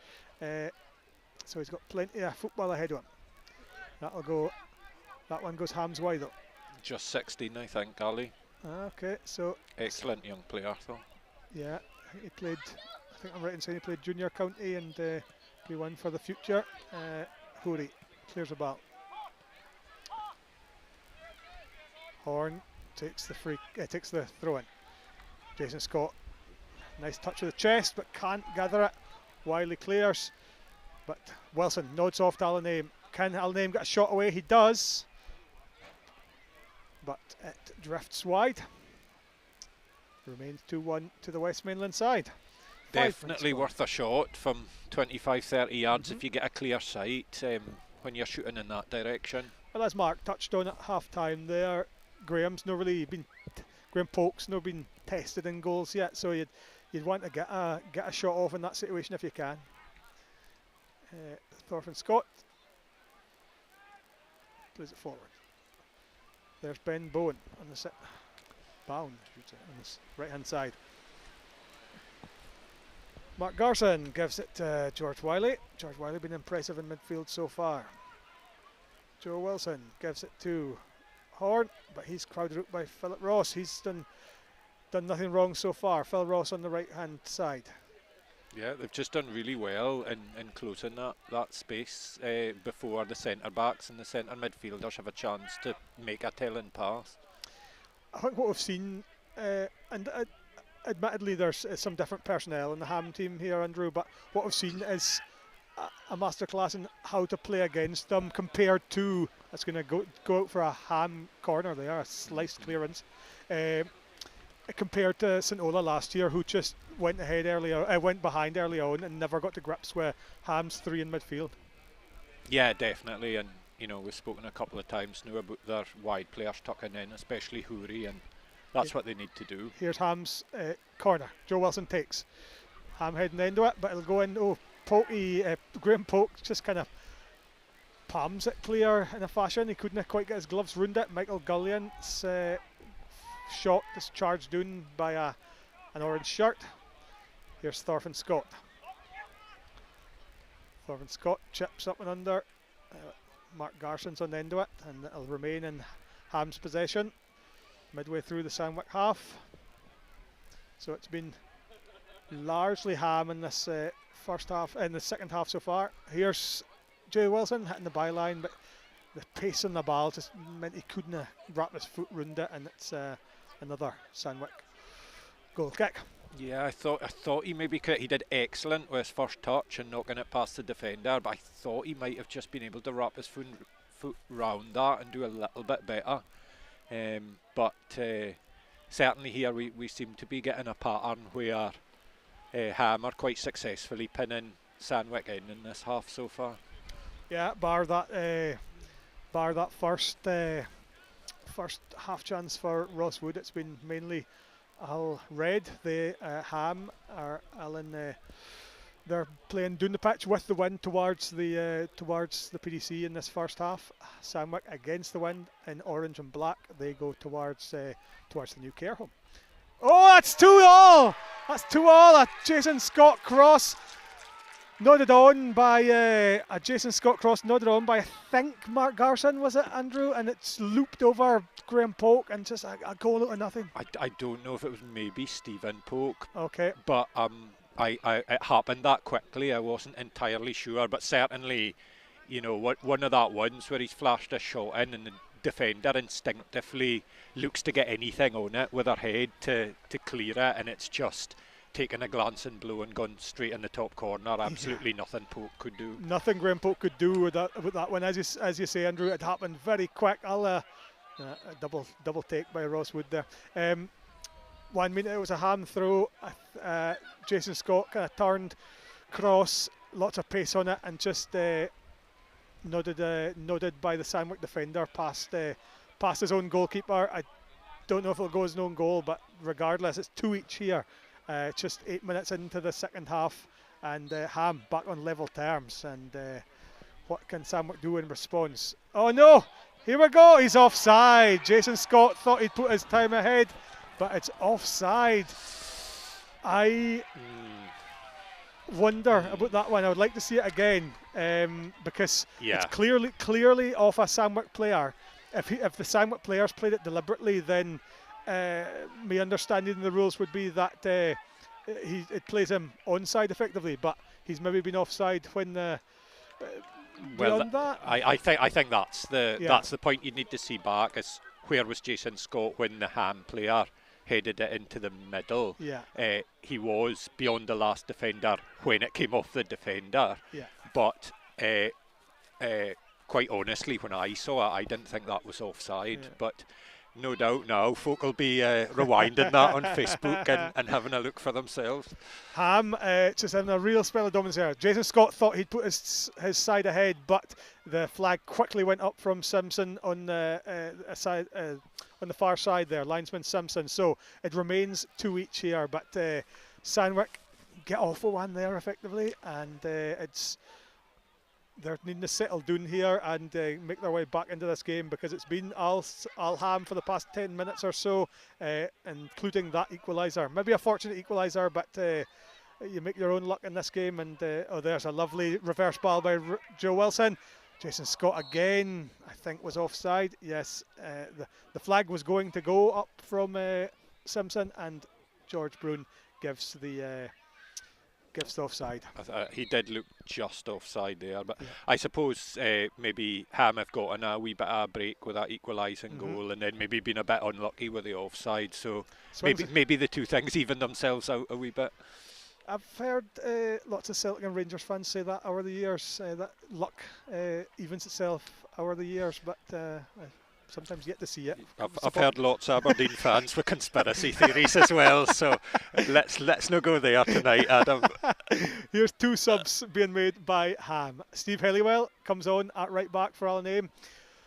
Craig Reaver comes on at centre forward for Ben Bounds. So Ham ring the changes, and that's there's a third change here I'm being indicated, and we'll bring that one to you once I work out what's going on. Oh, Phil Ross comes off for Owen Buchanan from a Sandwick point of view.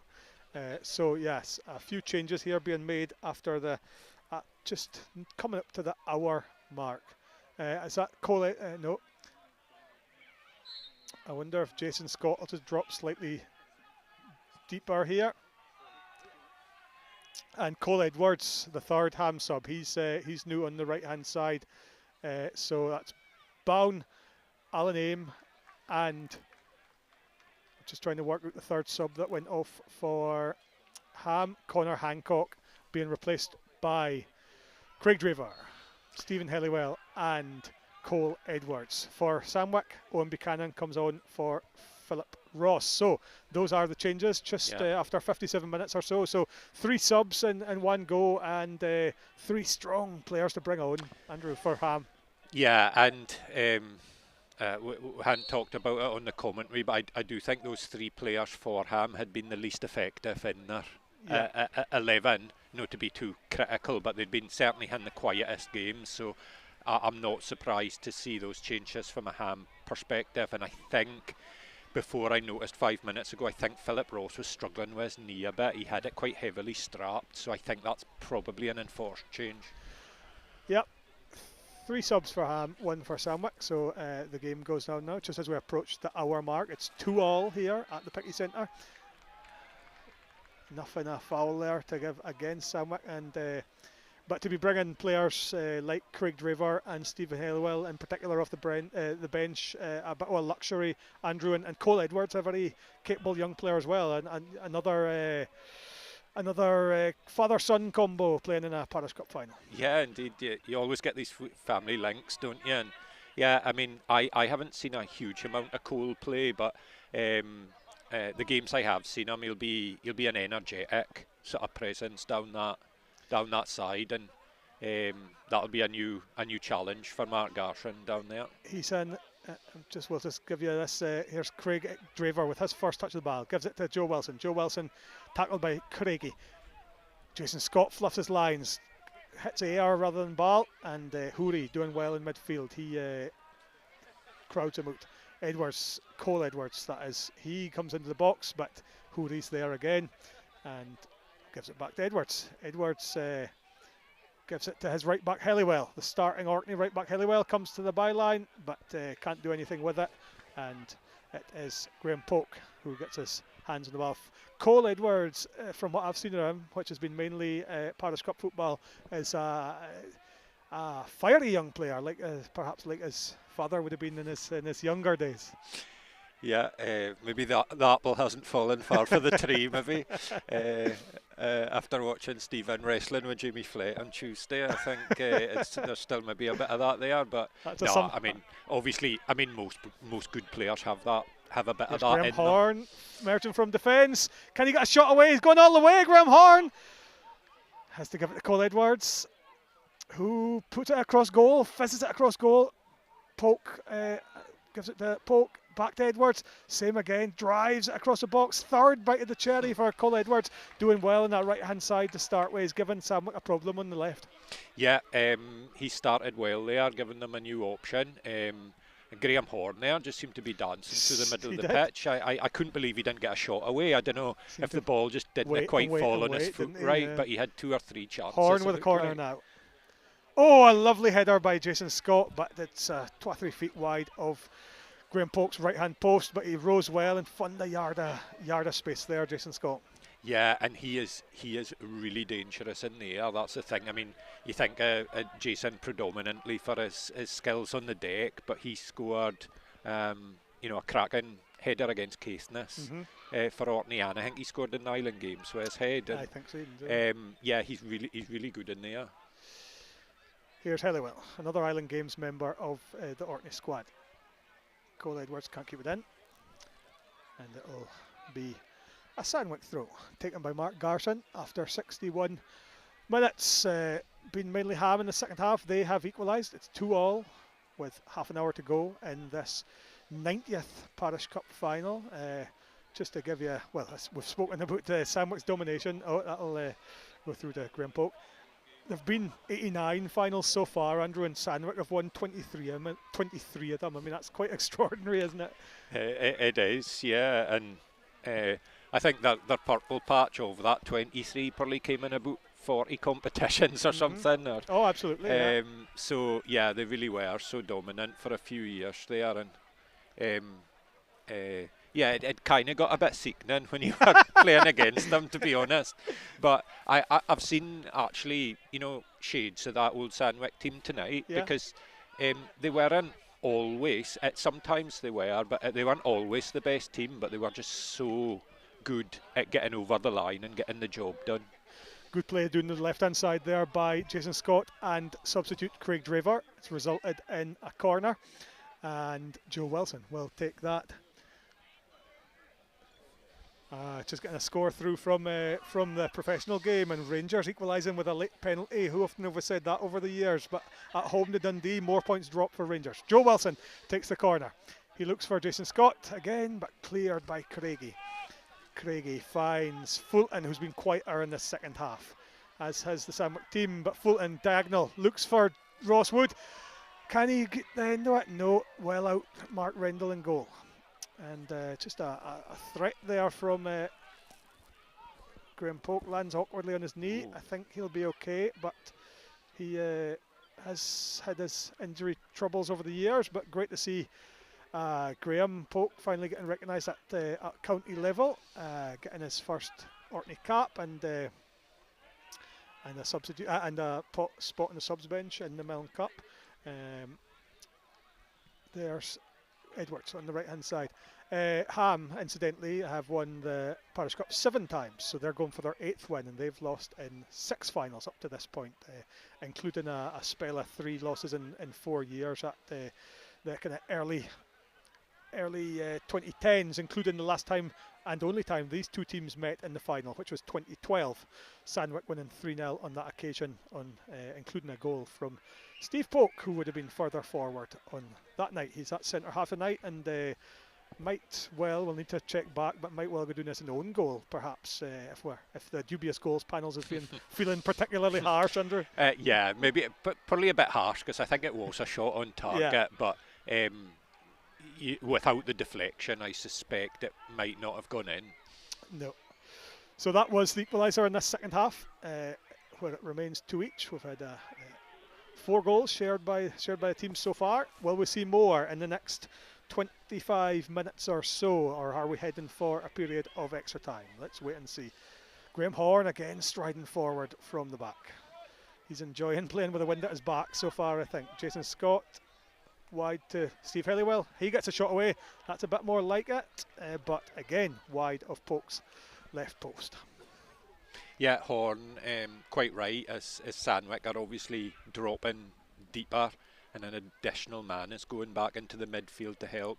Graham's seeing the opportunity there that he's not needed to be hanging back there, and he's taking the opportunity to push forward and give an extra option for Ham going forward. Yeah, it's with like you mentioned, Andrew, with maybe a man dropping into midfield, it's tough for Sandwick to have that outlet, because Ross Wood was very impressive in the first half, but he's just no quite managed to get involved in the second period. Yeah, I think though Sandwick at the moment, they just need to stay really resolute in defence, because there's Cole Edwards turns. Mark Garson gives it to Jason Scott, who looks for Helliwell. Helliwell A nice. Ooh, that was a nice bit of play on the right hand side there. A cross from Edwards just under the top of the net. A couple of hands looking for a corner, but was not tipped over by Graham Polk. And been impressed with Craig Draver since he's come on.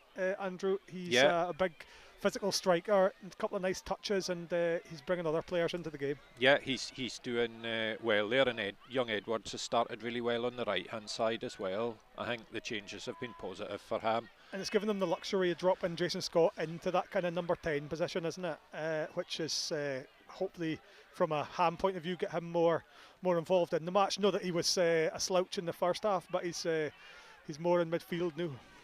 Yeah, I mean, I think it is a position I quite like Jason Scott in. I think he's very effective there. Nice bit of play between Draver and Scott Rendell. Scott Rendell comes out with the ball, but he is looking for the corner. He gets it. It was just prodded out by Wiley. Alistair Wiley's been certainly not overawed by the occasion. He's looked really impressive at right back. Now here comes Graham Horn. Will presumably take it right-footed this time, showing his talent with both feet. Graham Horn takes the corner. Looks for Draver in the box perhaps. Cleared by George Wiley. And sliced clear by Mark Garson. So it'll remain in the Sandwick half. Cole Edwards. There it is. Gives it to Helliwell. Big diagonal ball looking for Scott Rendell, who's remained onside, but wasn't there. And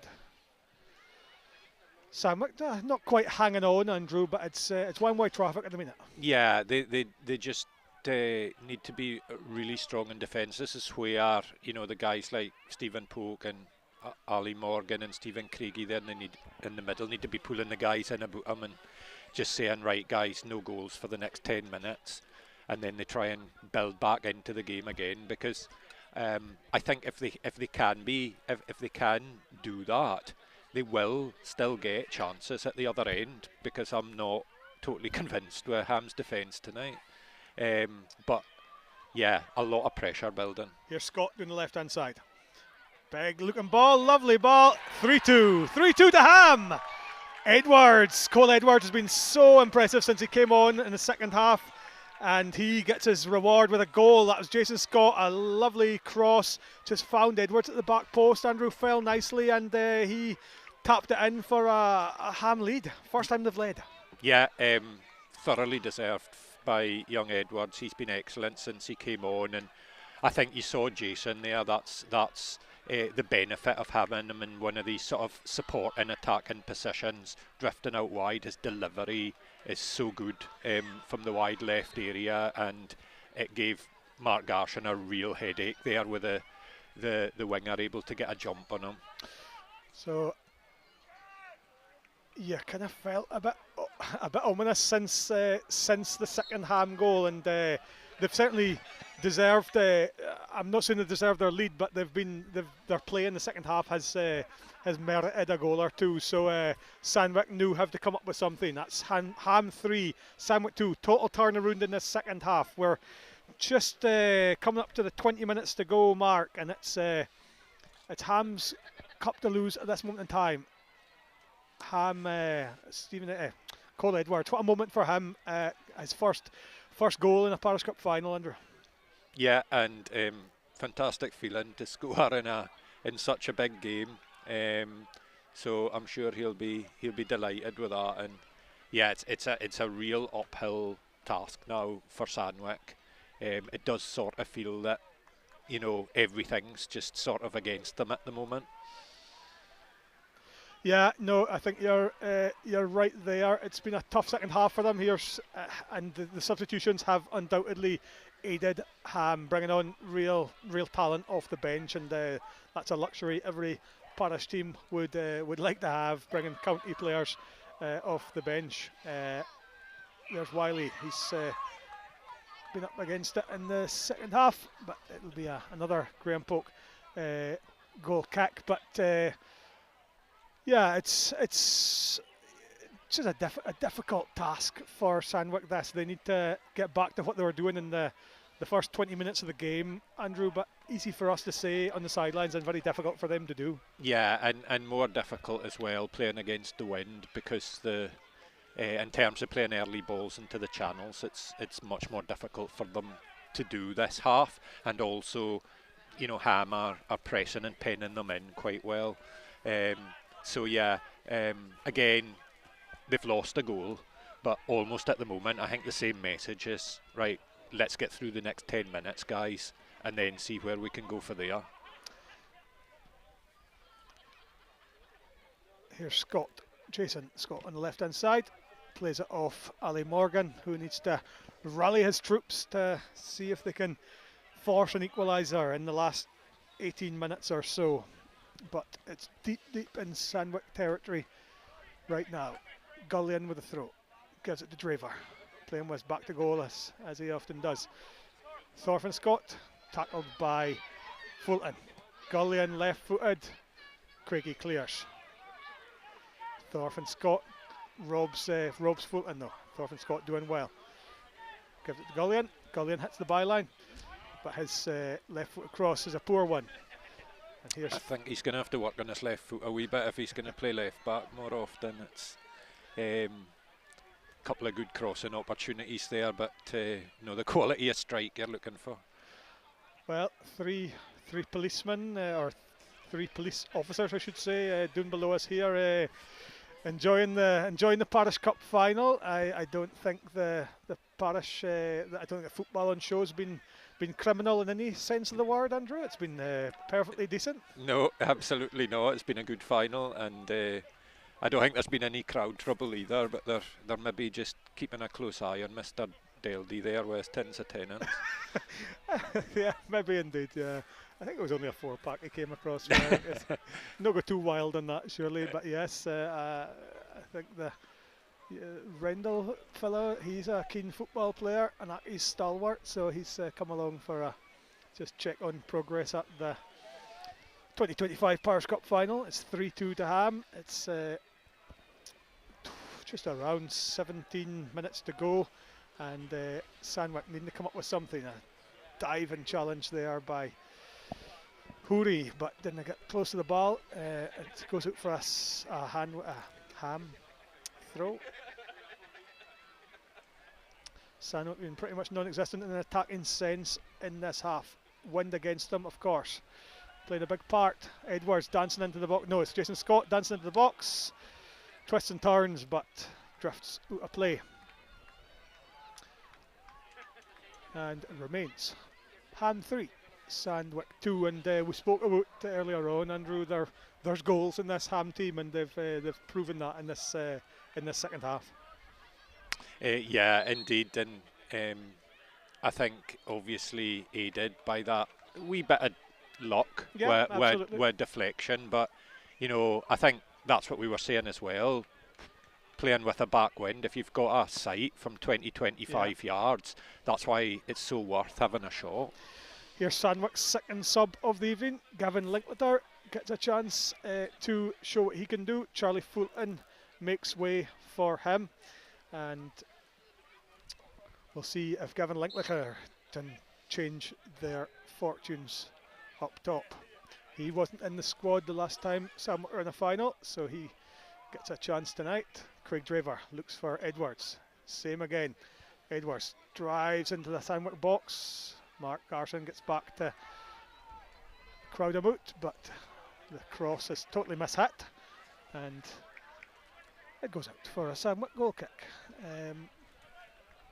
But yeah, Edwards certainly been impressive since he came on, and he's given Mark Garson a hassle there on the left-hand side. Yeah, he's done well, and his confidence is up now, of course, because he's come on, seen a bit of the ball, done well, and then gotten a goal. So, you see him there receiving the ball. He's straight away looking to face the defender up and take him on. There's Hoori. It's been quiet in the second half. David Hoori for Sandwick.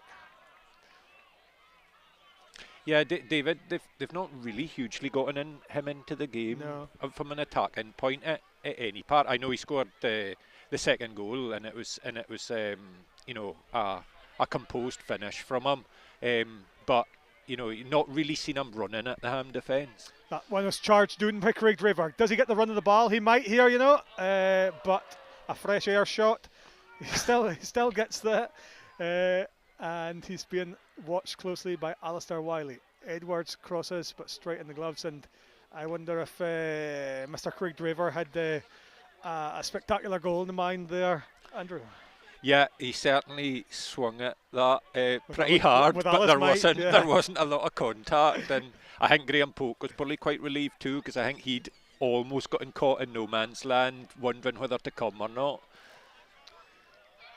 I mean, goals, of course, change games, Andrew, and it goes without saying at this stage that if Ham score next, they will take home the Parish Cup. If Sandwick can do it, we might well be looking at extra time, but it's looking less and less likely that Sandwick can get something at this stage. They're struggling to create anything, but they do have 15 minutes to go. What can they do in that quarter an hour? Well, it only takes one chance. It only takes a set piece or one good piece of skill. So, the most important thing, I'll say it again, is not losing another goal at the moment. If you can take it into the last 5 minutes and you're still in touching distance, then you can try and do something different and take a few risks. There's no need to panic at this stage. As you say, it's all about remaining at 3-2 at this stage. There's Draver being held up by Craigie. Cleared by Wiley. Horn now. Could only find Morgan. Here comes Morgan. Captain Morgan. Gives it to Hoori. Where's this Ham defence? Square for Linklater. Saved by Mark Rendell. What a chance for Sandwick. You just feel, Andrew, that was the chance. Well, I mean, that is just exactly what we were saying. You'll always probably get a chance at some point, and that was maybe it. Hoori did really well. Good ball across, and credit to the goalkeeper, to be honest, spreading himself to block Linklater's shot. Here's Rendell up against Alistair Wiley. Wiley comes out with it. Oh my goodness. Well, we're going to have to admit to an absolute faux pas here. The blonde-haired boy on the right-hand side, who scored the goal and who has been mentioned about 100 times by me and Andrew so far in this game, is not Cole Edwards, is Jordan Linklater. Oh dear. That is very much an oh dear moment indeed. I have to. In our defence, we're quite a long way for that side of the pitch. So our eyesight's not where it used to be, is it, Adam? Well, that's one where you check and double check, and we unfortunately didn't do that. We just assumed the blonde-haired fellow was indeed Cole Edwards, but it's Jordan Linklater who has put his Ham side 3-2 ahead and on course for a 4th Parish Cup in 5 years. Ham free kick here. Joe Wilson crosses. Cleared by Ross Wood, who is back defending, and it'll be a Ham free kick. So Cole Edwards will have to wait his turn for a first Parish Cup goal, Andrew. Or Parish Cup final goal. Yeah. It's just as well we're no decided man of the match or anything like that, because it's who knows who we might give it to. Yeah. Here's the Ham corner. Stephen Edwards gathers the ball, gives it back to gives it back to Wilson. Thorfinn Scott takes a poor touch, and it's cleared. Just as far as Horn. No. Horn gives it to Linklater. No, that was Jason Scott. Oh, a poor touch by Gullion. Can only find.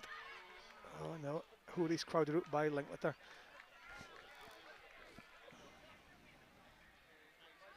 Oh, Draver's done well there. He's robbed Garson on the touchline, but his cross finds Steve Polk.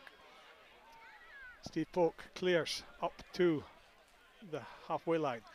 Just to rewind a few moments, Andrew, kind of been a bit of a theme with Sandwich's goals, but it seemed to open up for them on that left-hand side, and Houri had a fair bit of time to square for Linklater, who got a shot away admittedly, but Mark Rendell, the goalkeeper, was out smartly.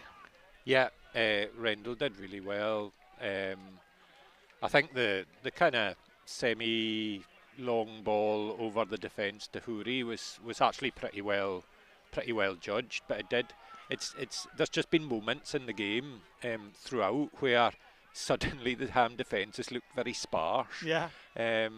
Which is perhaps more understandable there because they were pushing a lot of men forward. But yeah, it's certainly, I'm sure, given Sandwich a boost of confidence that this game isn't over yet. Here's Scott Rendell, less than 10 minutes to go in regulation time. Joe Wilson on the left, looks for Jason Scott. Ali Morgan's with him every step of the way though, and it's cleared. Remains Ham 3, Sandwich 2. Thank you for joining us on Radio Orkney for coverage of the 2025 Parish Cup. We have about 8 minutes to go before stoppages. Jason Scott manages to get a shot away. Here's Linklater. Thorfinn Scott, side-footed, straight at Mark Garson. His hands were well at his side despite a prospective appeal by a Ham player. Here's Buchanan. Back to his right back, Alistair Wiley. Alistair Wiley goes long. Edwards gets enough on it to nod it to Horn. Horn turns inside, very cool. Gives it to Wilson. Wilson waits for Hillywell to overlap. Here's Hillywell at right back.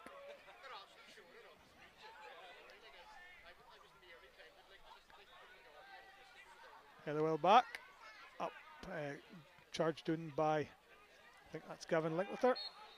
It is, and Thorfinn Scott, possibly the smallest man in the midfield, penalised for climbing over the top of somebody. So Sandwich will get a chance to maybe commit a few men forward and take a free kick just outside the centre circle. I think Stephen is going to go for a long ball here. I think you maybe have to at this stage, don't you? Look, but that wasn't the one. It's sadly. just a long way into the wind was what I was thinking.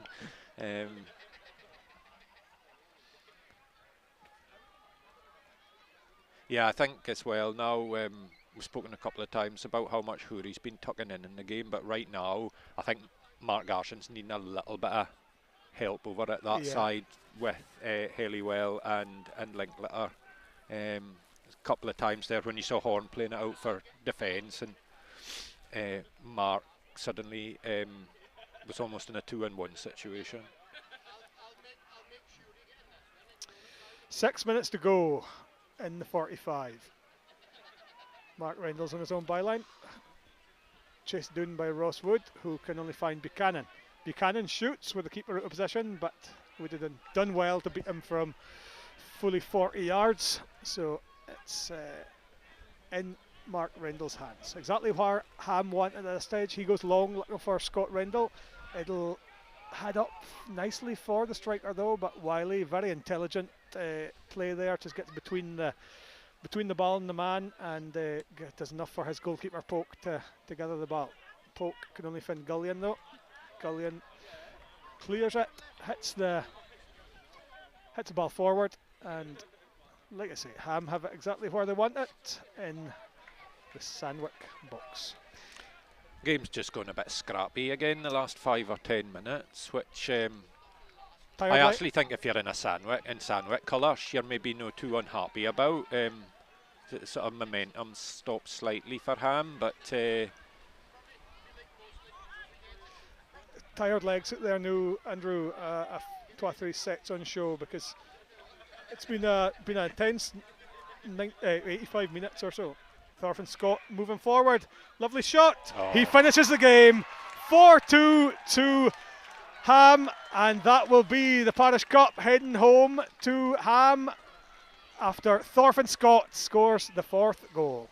Yeah, it was fantastic skill for Thorfinn Scott there, really showing his quality. A guy who was, in my view, a surprise omission from the Island Games squad there, but just picked the ball up on the half turn.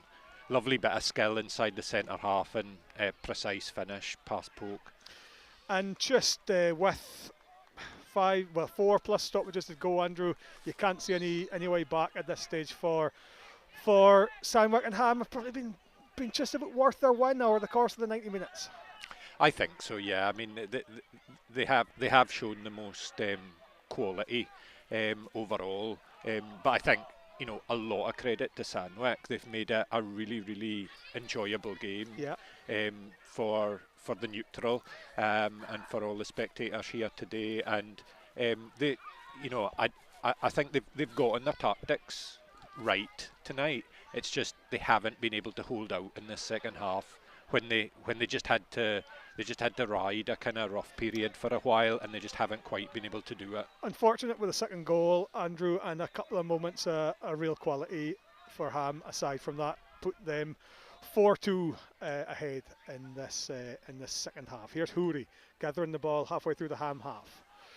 He dinks it through looking for Linkleter, but can't find him, and that'll give Mark Rendell a chance to pick up the ball. Rolls it out to Helliwell, and Ham will now go on to lift their 4th Parish Cup in 5 years, and it's a spell of domination that you wouldn't. You're kind of expecting to see Ham there or thereabouts for the next few years, aren't you? Yeah, I mean, I think looking at all the players, as we've said before, who aren't in the squad today, if they get more of them available again, inevitably you lose players. You know, some of these guys are in their 40s, and inevitably they will stop playing at some point. And you know, you'll maybe find a tie as well earlier in the competition where you just lack a few. I mean, Ham had that this year against Firth, and they were 2-0 down, I think, in the first leg at one point. Maybe against a stronger Parish, that might have gone another way. So there's never any certainties in the competition, but all things being equal, you can't see Ham no continuing to be a contender for the next few years. Indeed, yes. Like you say, some of these guys, there's Gullion going off. I think that is Cole Edwards coming on now. And I believe... He's already in a fantastic game. And I wonder if that's... we'll turn and see his number. I wonder if that'll be Ewan Fleck coming on for a runabout on this left-hand side. Number 15, indeed, is... no, that's Finn Hancock. And 14 on this left-hand side is Cole Edwards, indeed. So a change on the left, and David Houri goes off for, I think that's Jack Shaw coming on for Sandwick. He'll get a chance to experience a Parish Cup final. You're touching on the you know, Stephen Edwards maybe doesn't have a vast amount of years left at football. I mean, he likely could go as long as he wants because he's still a fit player. But when you consider he could be replaced perhaps by Louis Hancock, and you've got, you know, George Ewing to come into this, Ryan Mooney will undoubtedly come back into this Ham team at some point. It's not like they're leaving gaping holes in the side. No, I mean, I suppose I don't know. Louis Hancock and George Ewing, I'm sure will want to probably go on and further their careers in the Highland League and maybe beyond, and hopefully they do, because it's fantastic to see young lads like that Fortney going and getting those opportunities. But yeah, I think as you get to an older player, the big thing is, can you clear steer injury? Are you still motivated to do the fitness work and everything and the recovery work that it takes as you get older? Just approaching the 45-minute mark, Joe Wilson will get a shot away. No, he squares to Thorfinn Scott. Thorfinn Scott takes another shot, not too far away, but it remains 4-2, and we are now into injury time on this 2025 Parish Cup Final. Ham 4, Sandwick 2. Sandwick making a really good game of it in the first half, going 2-1 ahead after the first quarter and seeing that through to half time. But Ham, with the wind in the second half, have been able to just get their noses in front and never really look back after scoring the equaliser. Sandwick played their part in a really engrossing Parish Cup Final. There'll be a few minutes added on for substitutes and such like. Finn Hancock gets a touch of the ball, and we'll see another sub here. So we'll just run through that info when it comes. I wonder if Gary Chalmers, one of Sandwick's older players, is getting another chance at a Parish Cup Final. And young Alfie Eisestar, but we will, as ever, double check those because we've made a very slight faux pas in the second half. To be fair here, now that Cole Edwards is over at our side, he looks remarkably similar to Jordan Linklater from a distance. So Sandwick made a couple of subs, and yes, let's just double check that as well. I believe that's Alfie Eisestar. We'll now get the chance to say he's played in a Parish Cup Final. Yes, indeed. Ham, just seeing this game out here. I don't think Sandwick will look back on this game with too much frustration, Andrew. They've played their part in it, and I think they would probably acknowledge the better teams won. I certainly don't think they should look back with regret. I think they've really played their part in the game and contributed and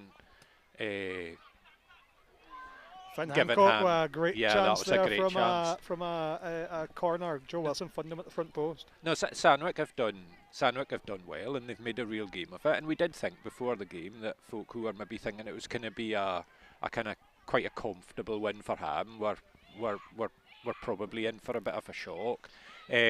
But I don't think there's anything for them to regret. If there's anything, I guess they might look back as a wee bit of a turning point was the deflection for the second half equaliser, and maybe if that doesn't happen and you've got another 10 or 15 minutes of keeping a lead, does Ham start to get frustrated and so on?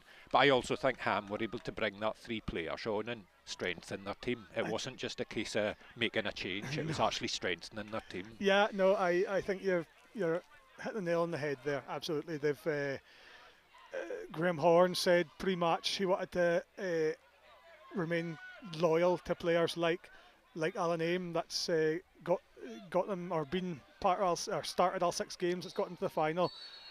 That is the end of the game. Ham win the 2025 Parish Cup by 4-2, beating Sandwick in what has been an engrossing match. It's been end to end, and both teams played their part. Sandwick really impressive in the first half with the wind, but Ham equally so, if not more so impressive in the second half. And as we just touched on there, bringing on really strong players in the second half off the bench that made the difference, and were able to put 3 past Sandwick in the second half to win 4-2. Those 3 goals will go down, I think, as a Jason Scott equaliser, followed up by a Jordan Linklater goal after the kind of hour or so, and Thorfinn Scott just putting a bit of icing on the cake with 10 minutes to go, putting his side 4-2 ahead, and the game was seen out comfortably for that point. Ham won their 4th Parish Cup in 5 years, and worthy winners, Andrew. Yeah, Ham deserved it in the end.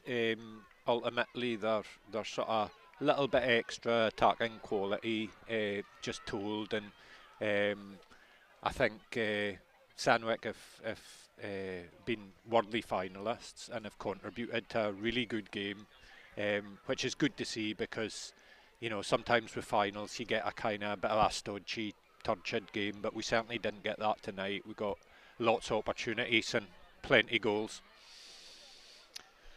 No, indeed, Andrew, you're absolutely right, and we're just watching the teams go and get a drink, and Ham captain Alan Aim just celebrating with the family. I think he's going to trot over to us here at the commentary box. It's been an enjoyable game to commentate on, actually, despite the weather, Andrew, and we will congratulate Ham captain, the winning captain, Alan Aim. Thank you for joining us. Well done, and a fantastic performance, Andrew. Just sum up your feelings at full time there. Oh, just overwhelmed. Second half, certainly we came back into it. Graham did the right call that we went against the wind. Obviously, Sandwick team boy, are they back. It's good to see Powerhouse back in this for again, but yeah, we had plenty on the bench. We got better with the subs that came on. And yeah, Jordan Linkler on the wide there, he did exceptionally well coming in the game there. So yeah, can't ask any more of the Ham boys with that. Yeah, we were very impressed with Jordan Linkletter. We actually thought it was Cole Edwards for a few moments, but yeah, Jordan, Craig Draver coming on, and Stephen Helliwell at right back. Of course, when you're bringing players of that quality off the bench, it's what a luxury to have, and what a change it made. Absolutely. I think with the win going against Sandwick, and when the third goal went in, I think their heads just kind of went down a bit then, and they knew they were on the back foot from then on in. But all credit to the Ham boys. That first half certainly wasn't our best showing, so we had to bring it out in the second half, and that we did. So I can't ask any more than that. I'm absolutely delighted for the boys. And you're here as captain of Ham. Alan, you were there in 2003. What does it mean to be here 22 years later, lifting the cup again? I don't know. I'm very overwhelmed. Yeah, last final I played was 2015 because a few finals I missed. So I've got a lot to ask for Grimhorn for getting us back in this side. I never thought I was going to play for Ham team again the way it was going. So yeah, I'm very, very happy man today. And it still means as much to everybody in the parish to be here and dominating this competition and winning parish cups. I don't know if dominating's the right word and being favourites and all that. That's just media spin. I knew Sandwick were going to make it very difficult. So yeah, we're just glad to be back and glad to do it as again. As you say, it's fresh every time we do it, regardless if we were last year's champions or not. Well, Alan, we'll let you go and celebrate with your teammates. Congratulations again on winning the 2025 Parish Cup for Ham. Well done. Thank you very much, guys. I appreciate that. Andrew, the teams are just heading off the pitch, and they'll make their way up to the balcony new. And you've been there and done it. What a feeling for these Ham boys, and in particular Alan Aim, to be presented that trophy from sponsors the Arcadian.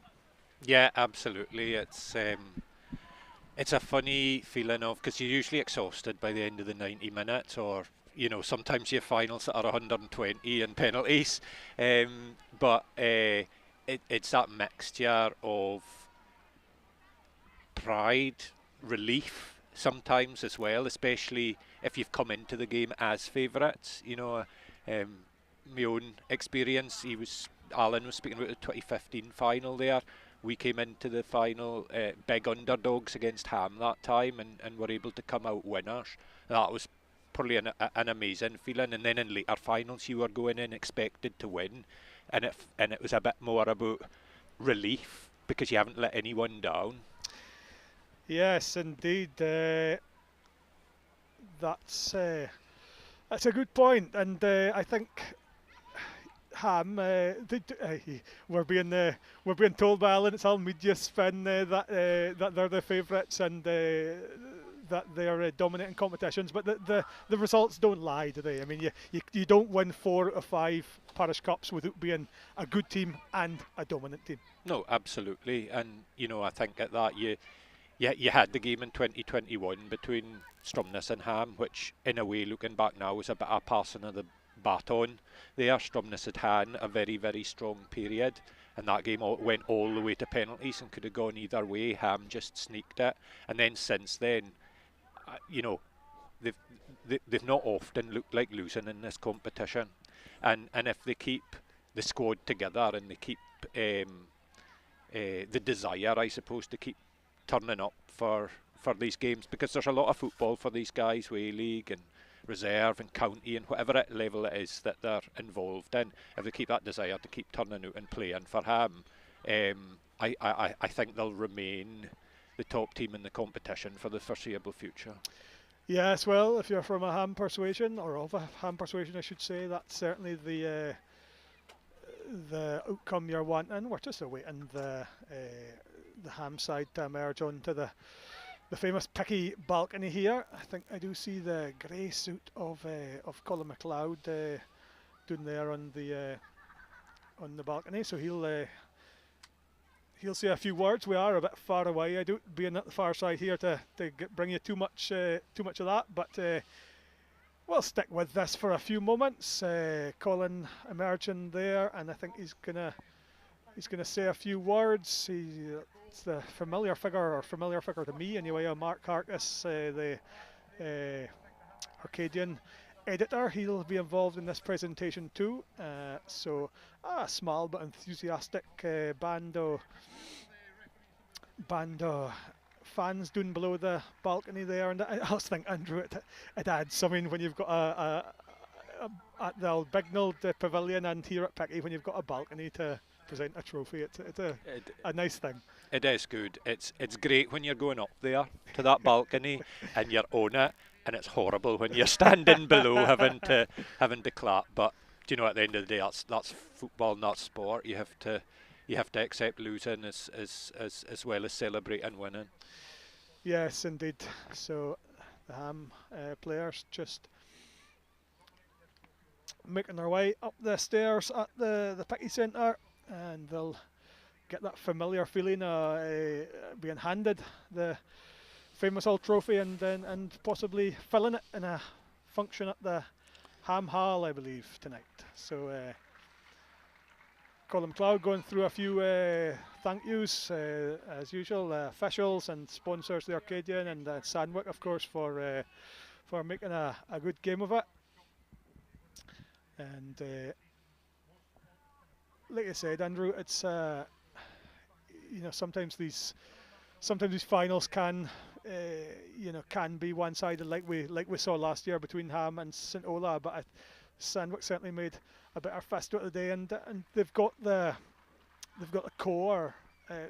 Similar to Ham in some ways, I suppose. They've got a handful of players that'll maybe see too many more campaigns, but they've got the core, a good young team there that's going to be there for years to come. Yeah, I think the big thing for Sandwick now is to sort of, they've not been a team who have been mentioned in recent years as one who are likely to progress to the later stages, and now they've had a taste of that. I suppose it's making sure that you build on it and that you get back next year to the same spot again. Yeah. I think they probably could do with strengthening in a couple of areas if they really want to push on and win the Parish Cup again. But having said that, I think they've obviously had a good year, put out Stromness, Westray, and they've pushed Ham close tonight. There's just a few folk joined Mark Harkis from the Arcadian on the balcony there, and I think it's the family of Craig McInnes, who died so tragically young recently. He was a great supporter of football in Orkney, both as a player, as a coach with East United, and as managing director of the Arcadian. He died earlier this summer, and I think the family are going to be asked to present these the two trophies tonight: the man of the match trophy and the Parish Cup trophy itself, perhaps. So and a lovely touch by the Arcadian there. Yeah, that's excellent. That was very sad news earlier this summer, and Craig, of course, was a former Ham player as well. Yes, of course.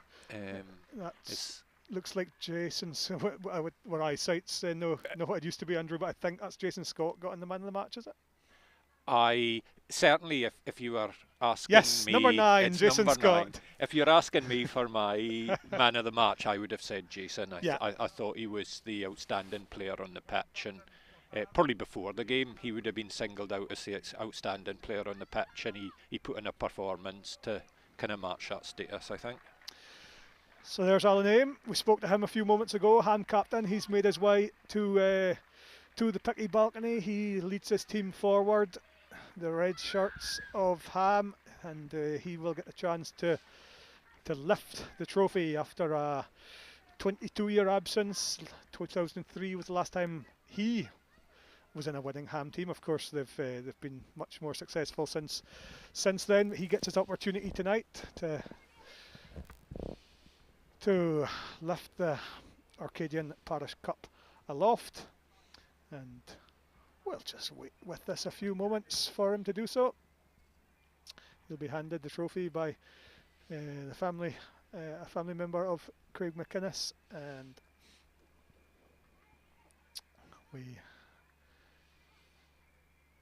wait. Ham lifting the trophy. There it is. The 2025 Parish Cup is won by Ham, and with that, we will hand you back to BBC Radio Scotland.